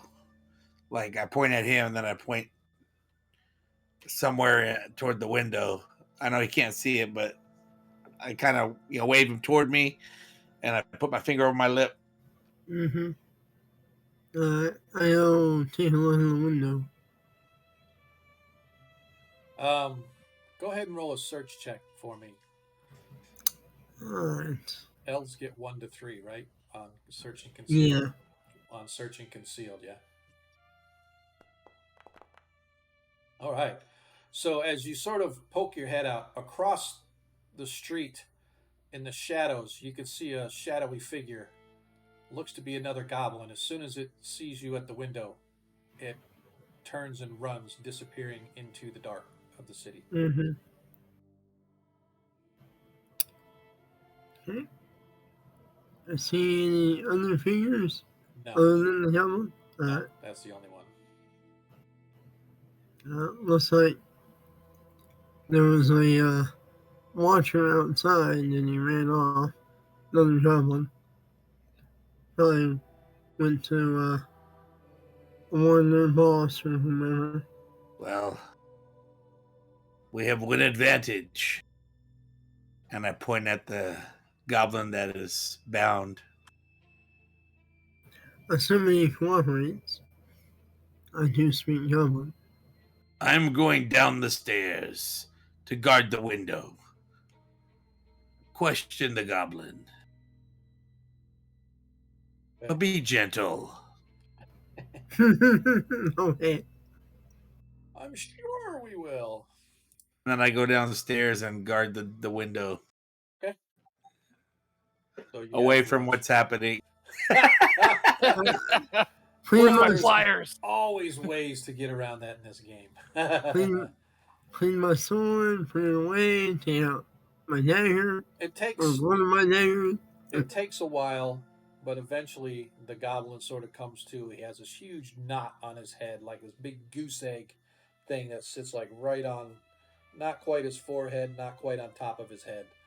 But he sort of wakes up, his eyes sort of roll, and he sort of shakes it. And then his eyes go wide as he realizes that he's not dead and that he's tied up. Let me go, please. The boss is not going to be happy. You and your friends failed. I suggest you tell me all you know about your boss and his business. I ain't going to do that because I'm as good as dead. You're as good as dead if you don't. And I stand right over him with my war hammer.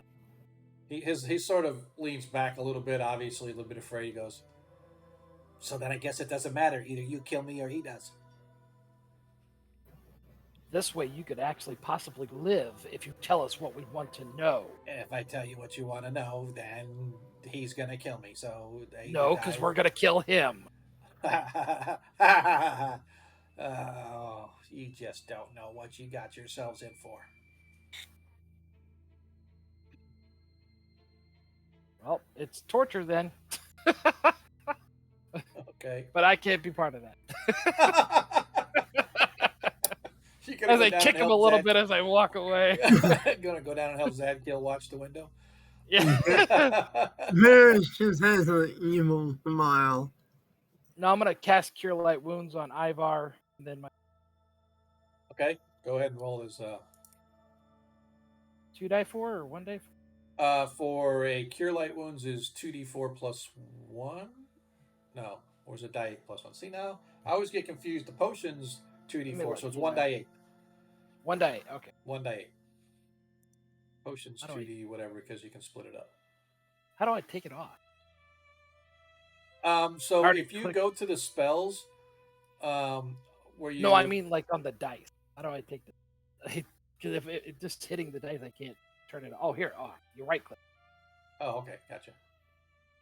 1 die 8. M. Die.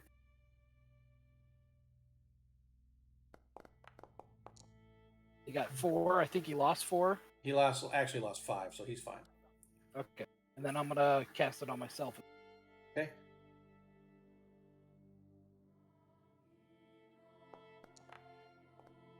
Three.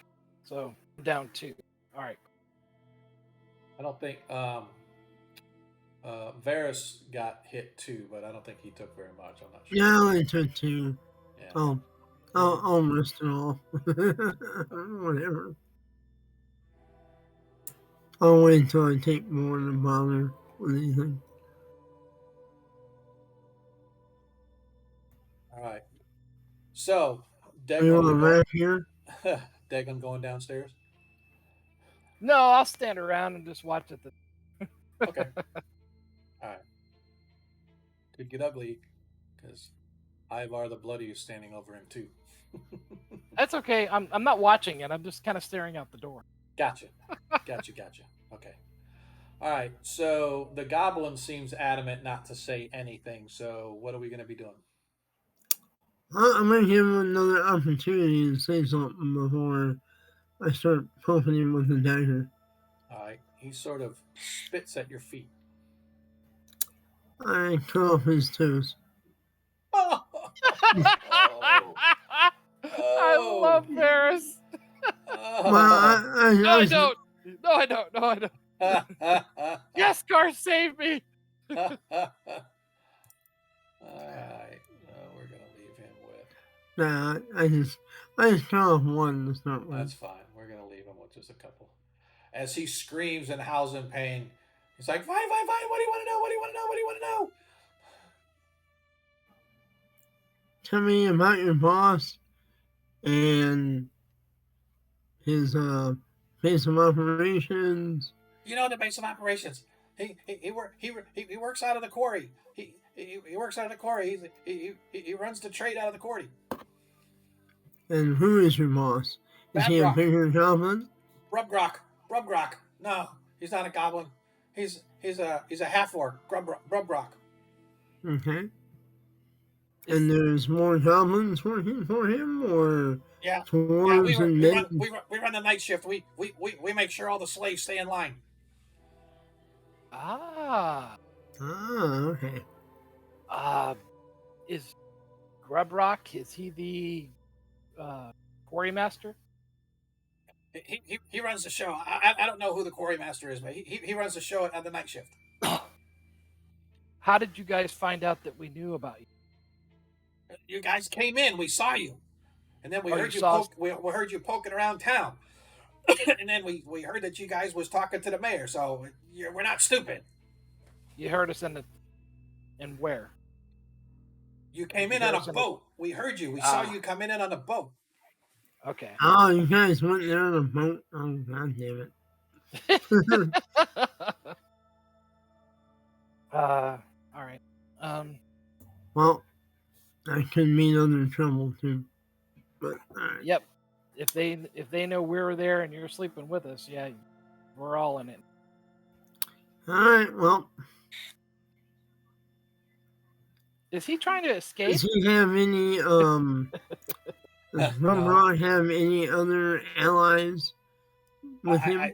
I don't know. I just know that we put people on the boat and then they sent them across the water.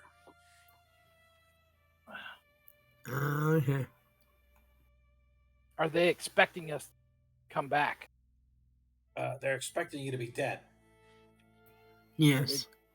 Well, your watchman Well, got your away. watchman ran, so he probably warned him, so our time is probably limited.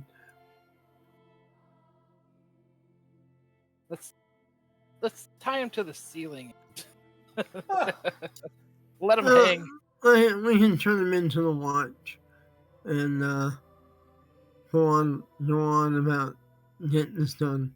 Well, yeah, we need to either go tonight or find elsewhere to stay, Um, someplace quiet, someplace. yeah, I think we're probably gonna have to go tonight, otherwise we're gonna pack and leave. Yep. Okay. So let's truss him up someplace where we can't, or take him to the watch. I was just tie him up and leave him here. Yeah, we can tie him up and leave him here. He's not gonna run too well when someone's here missing. Take the rest of his toes. Just make sure of it. I'll make a necklace out of him. Okay. Well, I wasn't going that far. All right. Yeah, that's our lawful good cleric. There we go. Make a I- necklace out of his toes. I'm chaotic neutral. So, Yeah.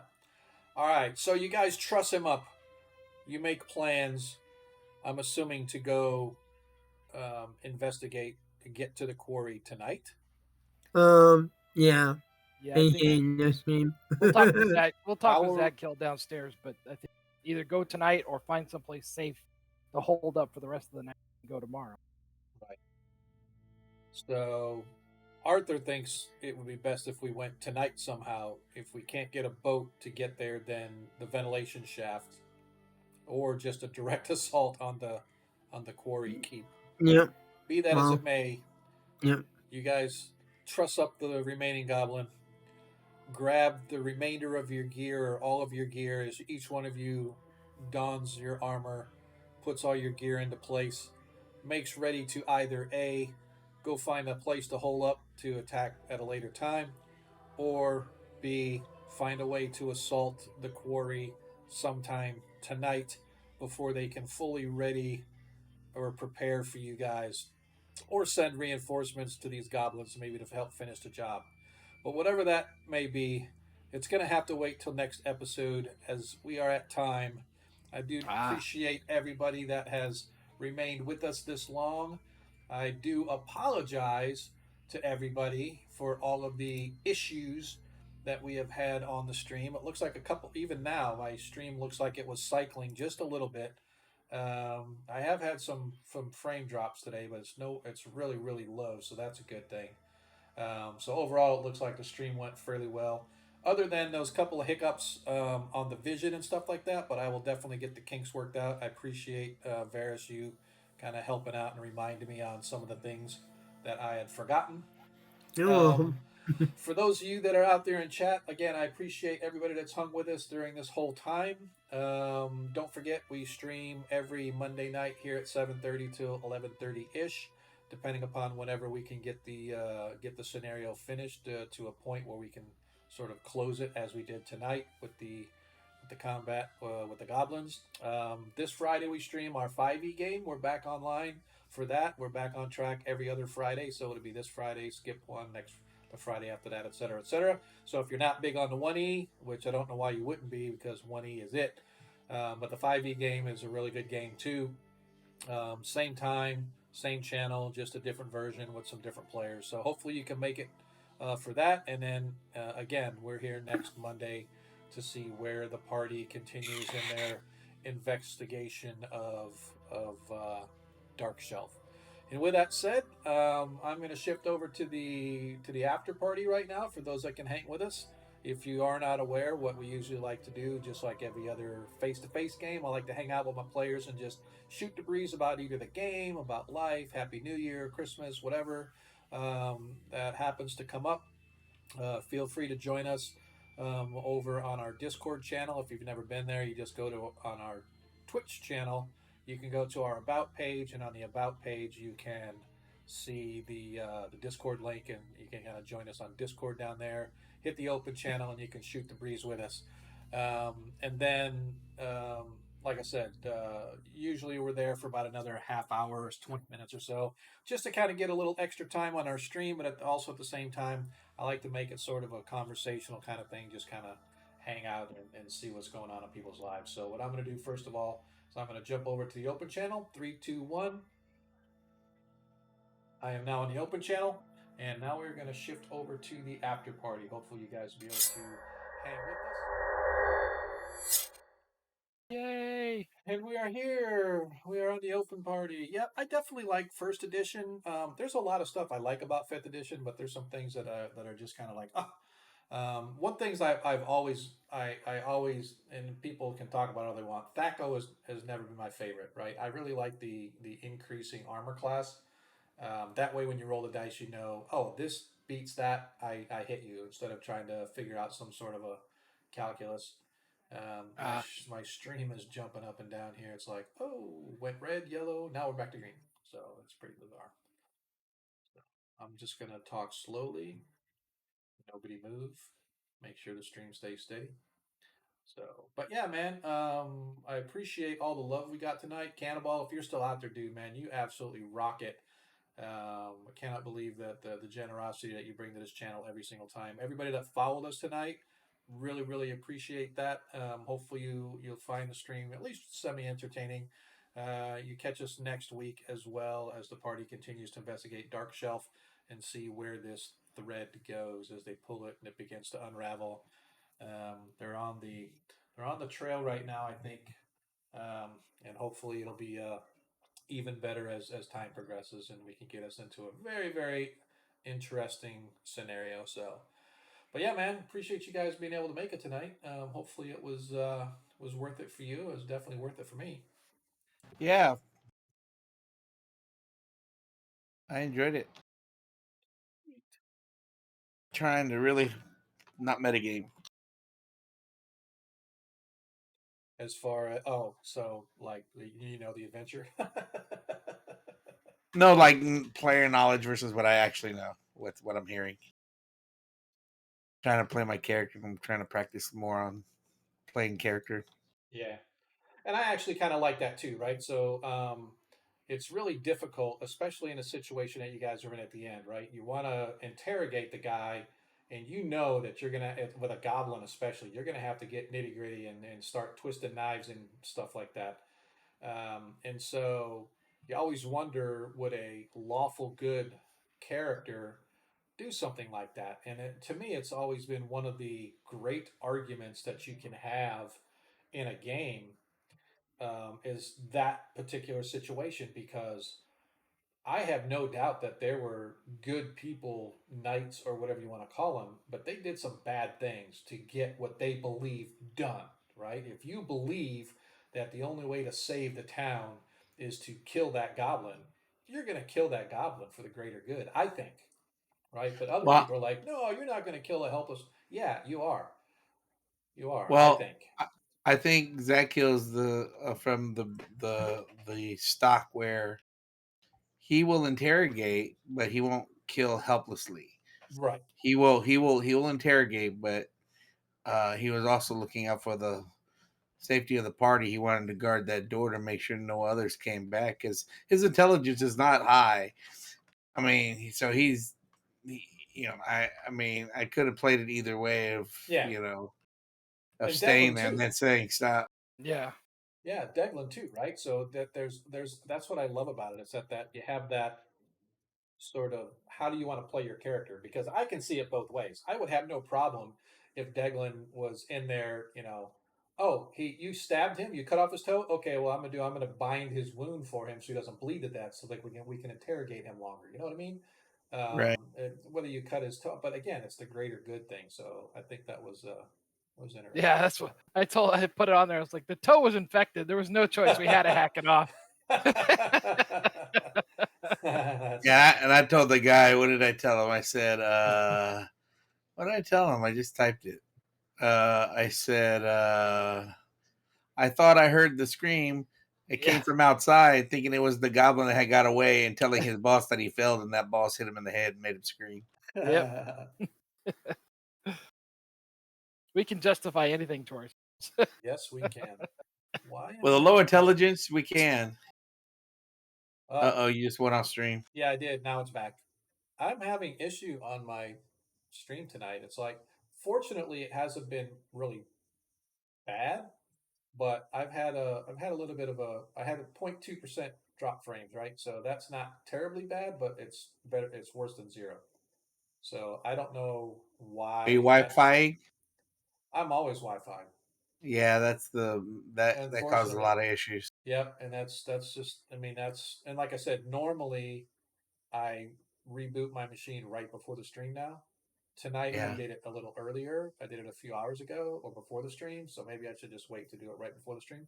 But I really haven't had that bad of a luck, right? So, Yeah. I mean, Well, if I'm you want, running. I got like 50 foot of Cat 5. I can. That's what I should probably do before Yeah, when I I'm would getting use it. Yep, I would use a Cat 5 and hook it up get just so Cat that there's 6, no issue. get some Cat 6. Yeah, But true. my wife would be all mad at me, like, "Why do you have that cable running all the way through the house?" Yes, dear. It's only on Mondays, dear. And Oh, Fridays and Friday. and every other Every Friday. other I should say, yeah. So yeah. So I don't know. So we'll see. Like I said, Or I got a new router. Not that it's going to matter a whole lot, but this new router has more directional that I can do, and also it covers all the way up to Wi-Fi 6.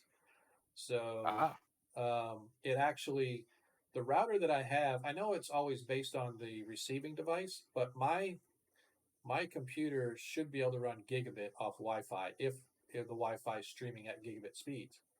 I And was gonna say you can move the router up to your or the modem up to your room. yeah, I could. I mean, it's just. I mean, it would still be decent in the house on Wi-Fi because I got a mesh system set up with my Orbeez, ah. so it should work. But yeah, but the problem is that where the fiber optic comes into the house, it only goes into the one junction box, right? I would have to have them reroute all the way to the back of my house with it too, which I'm going to do eventually anyway. I'm going to have cats probably Cat 6 by then, but Cat 6 run through my whole house so I can just plug into the wall. That's what my son did when he had his house built. He just had all the cables run inside the house, and so he can just plug his router in to the internet from outside, and then that runs all the way through the house. So he can I plug wonder anywhere. if you could, if you're going to run Cat 6 or whatever, what the price difference would be if you just run fiber. Yeah, I don't know. Yeah, good question. Yep. So yeah, so I mean, there's all kinds of stuff I could do if I want to spend the money, but really, what I want mostly is I want to get this new router going to see how it works because it can handle up to 5.4 gig going through it, but my fiber optic's only at 1 gig max. So Ah, I'm gonna look and see if it'll pump because I checked my Wi-Fi coming out. The Wi-Fi coming off the router is only pushing about 500, right? On my phone, I get three something. Usually on my computer, I'm 3 to 5, depending upon the time of day. Yeah. So I'm hoping that I'll get a full gig Wi-Fi coming across because if I do, then that'll help too, right? I'm just slowly upgrading my system to add better stuff, and I really hope they get over this 1 gig hump and start pumping out 5 and 10 gig drops somewhere. So I'll pay for freaking Blaze internet. Yep. But it was good tonight, man. So hopefully you guys are enjoying the adventure. It's yeah, that's it's fun. Yeah. definitely a good It's one. fine. Yeah. Yeah, it's a whole launch pad for this area of the world, man. Right across from the Pomage. You're right near Nairon, so you're near the Great Kingdom. So there's all stuff over there we could send you. We could send you down to Tomb of Horrors if you want to go down to the vast swamp. Yeah. But I think we'll I don't think you want to do it at fourth level though. no. We'll probably make our way to Neverwinter down there. I'm gonna punch you in the throat. Just saying. Yeah. The one we need to get you guys back to the other side though, back to the barrier peaks and stuff, so we can go on that adventure too. So that's Well, it's whatever. I'm having well, fun that's what I said. either That's way. what I love about the 1E1 shots, right? So we can go through all these adventures, finish these off, and then now we're just gonna jump across the world to this other one. We don't care how we got there; that we just got there. Nobody Yep. cares. Nobody cares at all. How many people do we still have out in chat? Is anybody looking? I dropped off the 6. stream. 6, yeah. Yay, cool. There's But that number's never really accurate. Like when I'm yeah, streaming, yep. I I stream agree. and I'll have 10 or 7, but it only shows 2. And it's like, Yeah, what? exactly. I'm the same way. So I want to look and see. Let me go. I have my. Yeah. I love this freaking. Here's how close I am. I am. Let's see. I was trying to get affiliate because I only have one thing left. Here it's showing 12 viewers. Now, I don't know how old that is, right? But Cannibal Troy's out there. So it could be people lurking, right? So if they're lurking, I don't think they show up on the stream number. It could be. It could be. Right. So Agamrin is still showing. He's probably lurking. I think he left early. Katha's out there. You hit Monkey, refresh. obviously. Monkey, you're on there. You hit refresh. Who, me? I didn't. Yeah, you No. hit the refresh on the part where they're looking, and then it'll tell you currently. Oh, I'm not even worried about that. I'm looking at my stream deck. My stream deck's telling me. Oh, okay. My stream deck pulls on. So yeah, so I'm going to see. I wonder who's out there that we can raid. So let's look and see. Oh, Greg's the only one out there. So looks like if we raid anybody, it's going to be Greg Hansen. That's the one problem about streaming late like this is that nobody's on this late. If I was to start like 5:30 and go till 10:30 or 9:30 or whatever, and we got done before 10, we'd have like a shit ton of people we could raid. But I like our time. It's perfect for everybody, you know. Even the central time folks, I think it works good. So I'm just appreciative that you guys are able to be able to make the game and stuff. I was disappointed, man. Graveside, man. I didn't even know he was in the hospital. Yeah. Was it from COVID he was in a hospital? I Or? don't know what it's in there for, but he just told me that he just got out of the hospital yesterday, and he's not sure when he's going to be able to play. I'm not kicking him out of the game. We'll just roll it. He's a meat shield anyway, right? So that's his main character is the two-handed sword, and Yeah. so I don't think we really have that much to like. It's not like he's a wizard or anything like that of anything that we have to replace. So let me look and see the sheet. He's a human fighter, right? So, but he's got the Yeah. +2, +3 damage. He's got the two-handed What sword. was the new thing you said you got?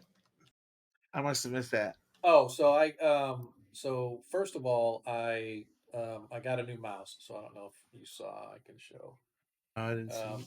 So the mouse I have, and it's really nothing big about the mouse, right? So the mouse I had, I like the ergonomic mouses. I was actually looking at a vertical mouse, but I was looking at it, I was like, you know what? I just want to go with what I know. The problem is I have the little transmitter, USB transmitter that you plug in so that your keyboard and mouse will be able to talk to your computer, and that works great. The problem is that my Mac only has USB-C. And so what I have is I have an adapter that plugs in that's got some USBs on it. So I plug the adapter into the Mac, and then I plug the mouse piece into the adapter so that I can use this or use my old mouse on my Mac. Well, when I went to visit my son, I forgot the fact that the Mac doesn't have a USB on it. So the adapter piece I left at home, which is, well, I don't want to take it all apart, but anyway. So I left the adapter at home. So, long story short, I was having to work on my Mac using the touchpad, and I hate it. It drives me crazy typing on a laptop anyway. I like my ergonomic keyboard, but having to use the touchpad really killed me. So I went out and bought a new mouse. So on the bottom of this mouse, you can see there's a 1, 2, and a 3. Right now, the 2's lit up in the middle. And then if I were to push this, I can set it to there's 2, there's 3, and then back to 1. So the 1 is by Bluetooth. So now this will connect to my laptop because my laptop connects on Bluetooth because I don't have to plug in that piece. So now I can leave the little USB transmitter in my home computer, and all I got to do is turn the mouse over and say, "Oh, let's go ahead and press here," and now it's set on 2, and so now it's back to talking to the transmitter. And I think 3 is, you can see there's a USB-C plug in here. So if I put it on 3, the USB, it means I got to wire it. So there's 3 different ways I can connect my mouse. So I went ahead and bought the new mouse. And then for Christmas, I don't know if I can get this up or not because my stand is all kind of weird. I got let's see, the LED mat that goes around on my desk now. So I've got The what? it's a LED. If you look at the mat, it's a mouse pad. Oh yeah. Cool. I got the LED mouse pad. My son got that for me because I've been asking for one. I needed a new mouse pad anyway, and then I'm like, ooh, I bet you I should get something that kind of matches. Like I got 16 more gig of RAM, so now I've got 32 gig of RAM on my computer. That's Um, good. yep. I've got this LED mouse now, or mouse pad, I mean. So I got my setup. The next thing that I want to get. Oh, my son actually for Christmas got me. It is a. Right now, I've got just a tripod to put my camera on. My son got me one of those flexible snake ones. So now I can clamp it to the back of my desk and bring it up, and I can put it wherever I want. And it'll be off my desk, right? So now I'll have Nice. space right, because I don't really lose space on my desk. It's just a little tripod that's like about, I don't know, this big or whatever the case may be. Just setting my camera, but now I can set it up better and whatnot. My next thing to get is I'm actually going to probably get an Elgato webcam because it's 4K high def. So I want to do Yeah. that. So, but the stream's paying for all that. So as I get every couple of months, however, it's like every 2 or 3 months, whatever it is, they send checks. I forget. Whenever I get my next check, it's going in, and that's what I said. 100% of what I make goes back into the stream. And once I have everything bought that I want, then I'm going to start paying my players. So hopefully we'll have a big audience by then, and I'll get big fat checks so I can spread the wealth amongst my players too. So Yeah, I got bum news today. They closed my marketplace on Roll20. what? Why? Yeah, they said because I'm using a third party program to create Are you the, serious? and I was like, I didn't read that. And I had researched that. I must have missed it or something. But yeah, they said that, and they're not taking any action. They just said it. I told them, well, I started in January, and I've always been saying that this is who provided the artwork, and they were like, well, I haven't got a response back. I just wrote them a big letter Yeah. and said, I don't agree with the policy, and I think it's not okay, especially when I purchased the publishing Everybody. right. Exactly. You bought the publishing rights for it, so you should be able to publish ad nauseum. Well, and then I just kind of told them, well, if that's the decision, I understand. I'll just have to find another competitor to sell them. There you go. And so, There you go. yeah. So I'm not. It just kind of sucks because I have to look Yeah. for another marketplace. But other than that, it's like, Yeah. so I'm looking at drive through RPG, but that's so confusing on how to do it. It's not as Yeah. easy, but I'm gonna get it There's some done. guys on Cannon Fire, I think, that do drive through RPG. I talked to those guys. Like, what about Carlos? Can you sell on Carlos's? Maybe Carlos will help as long as, well, he'll probably want a cut, but I don't know what kind of a cut the other places take, right? So They take 30. yeah, so I'll bet you if you talk to Carlos Lysing about over there at Castle Entertainment, right? Say, hey, dude, can I produce artwork for your modules, like characters for your modules, and then maybe I could sell my artwork on as a page, have a page on your website to sell my product there, and then you get a cut of whatever I sell. I'd do that. Yeah, I might do that. I might just. I mean, right Carlos now is a good dude, man. I'm just. Yeah. I'm also just advertising it through D&D and Beyond. Yeah, I have a little advertising thing. I might just sell direct. I don't know yet. I yeah, haven't there you go. decided yet, but Absolutely, man. Set you up a Patreon. yeah. But I mean, it's not enough to set up because that will go dry eventually, especially when the program comes out. Yeah, Yeah, but it's all good. I made yeah. my money back and then some, so I'm all Dude, right. that's all that matters. That's all that matters. I definitely appreciate all the help you've given me, man. I mean, all the characters and stuff you've made for us, dude. It's been freaking awesome. Oh yeah, it's cool. And wait until they come up with more packs. They're coming out with more packs. Like they're Yep. talking about expressions and stuff like that. And I've been kind of talking with the guy who's made it. So Right. I keep I guess he values my opinion.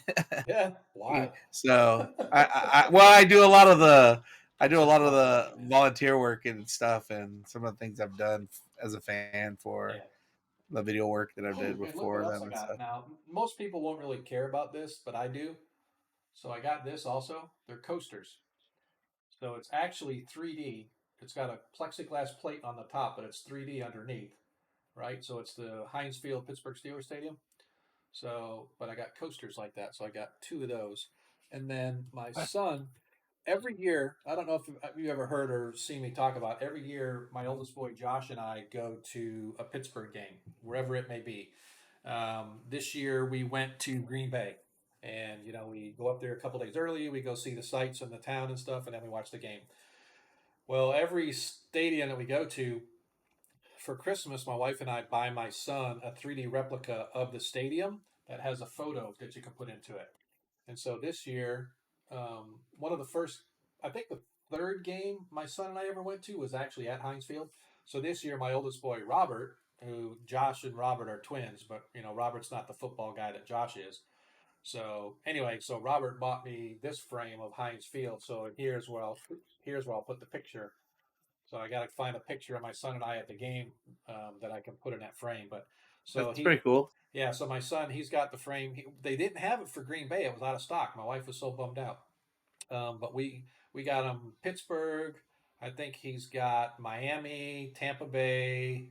I think we got him Arizona, or we might be missing Arizona because we got Kansas City was the other one. So we've been to like 7 games now. Like we're 6-1 too. This year was the first year we've ever lost at a game we went to. I was kind of bummed out. But anyway. So. Anyway, time is running short for anybody. Yeah, dude, Agamron, you're still out there. I saw your name on there, but I didn't know if you're just lurking or not. I appreciate. Yeah, dude, I got some really nice gifts for my kids this year.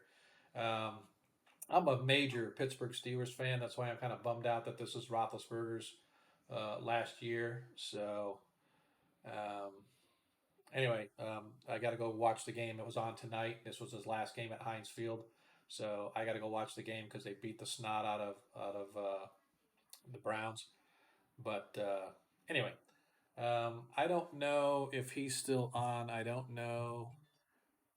Yep, Greg is still on. So if you guys want to hang out with us, I definitely appreciate it. What I'm going to do is I'm going to raid over to Greg Hansen. Greg's usually got some pretty good stuff going on.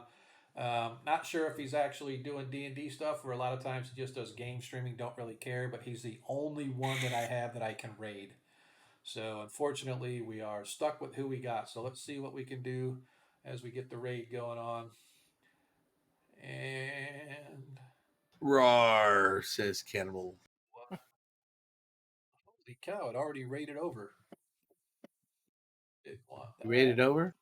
No, it didn't. I'm just wondering why it opened it up for me, but why did it not raid? So, okay. So I'm going to go back here, and I'm just going to do this. It was weird. It was supposed to. Supposed to do. What's that? I'm catching up with you and followers. Yay! Good for you. All right, we're getting ready to go here. We got 2, 3, 5, 6. And just remember, folks, in a world that you can be anything that you want, all we ask is that you be kind. We're getting ready to be out of here. We'll talk to you next time. See you. Bye, guys. Take care. Bye. Thanks for watching.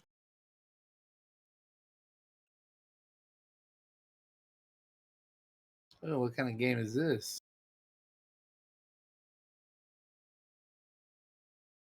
Raid, how are you all doing? Welcome in. How was your stream? All right. Well, that was fun. Oh, Yeah, attack the I'm gonna hit the farmer! hay. Me too. I gotta go to work tomorrow. Yeah, man, I appreciate you guys hanging out as late as you did. I know it Observe gets it late for carefully. you Where guys, you so going? I Any will recent talk to rumors, you man? next time. Yeah, man. Next Have a good. time. See Peace ya. out, everybody. Your stream is good? Excellent. Glad to hear. Well, welcome in, everyone. Hope you are in the mood for some interesting adventuring.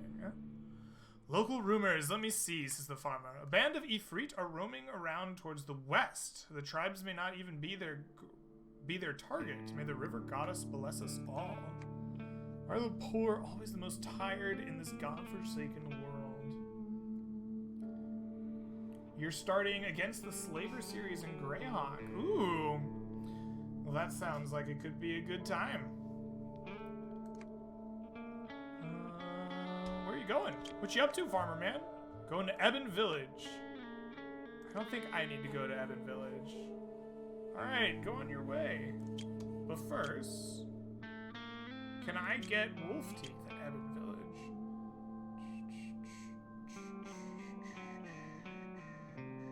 No. Alright. Be on your way. Be on your way, good sir. Don't tell the players. Okay, I won't. I won't.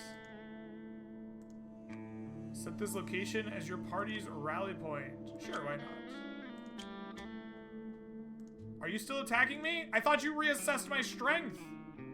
It's really Celestia. Bad luck today, brothers. Run! Let him go. We don't need to be... Okay, alright. That's cool. I'm glad that they remembered me. Suddenly, you hear someone calling to you. The weariness in the person's voice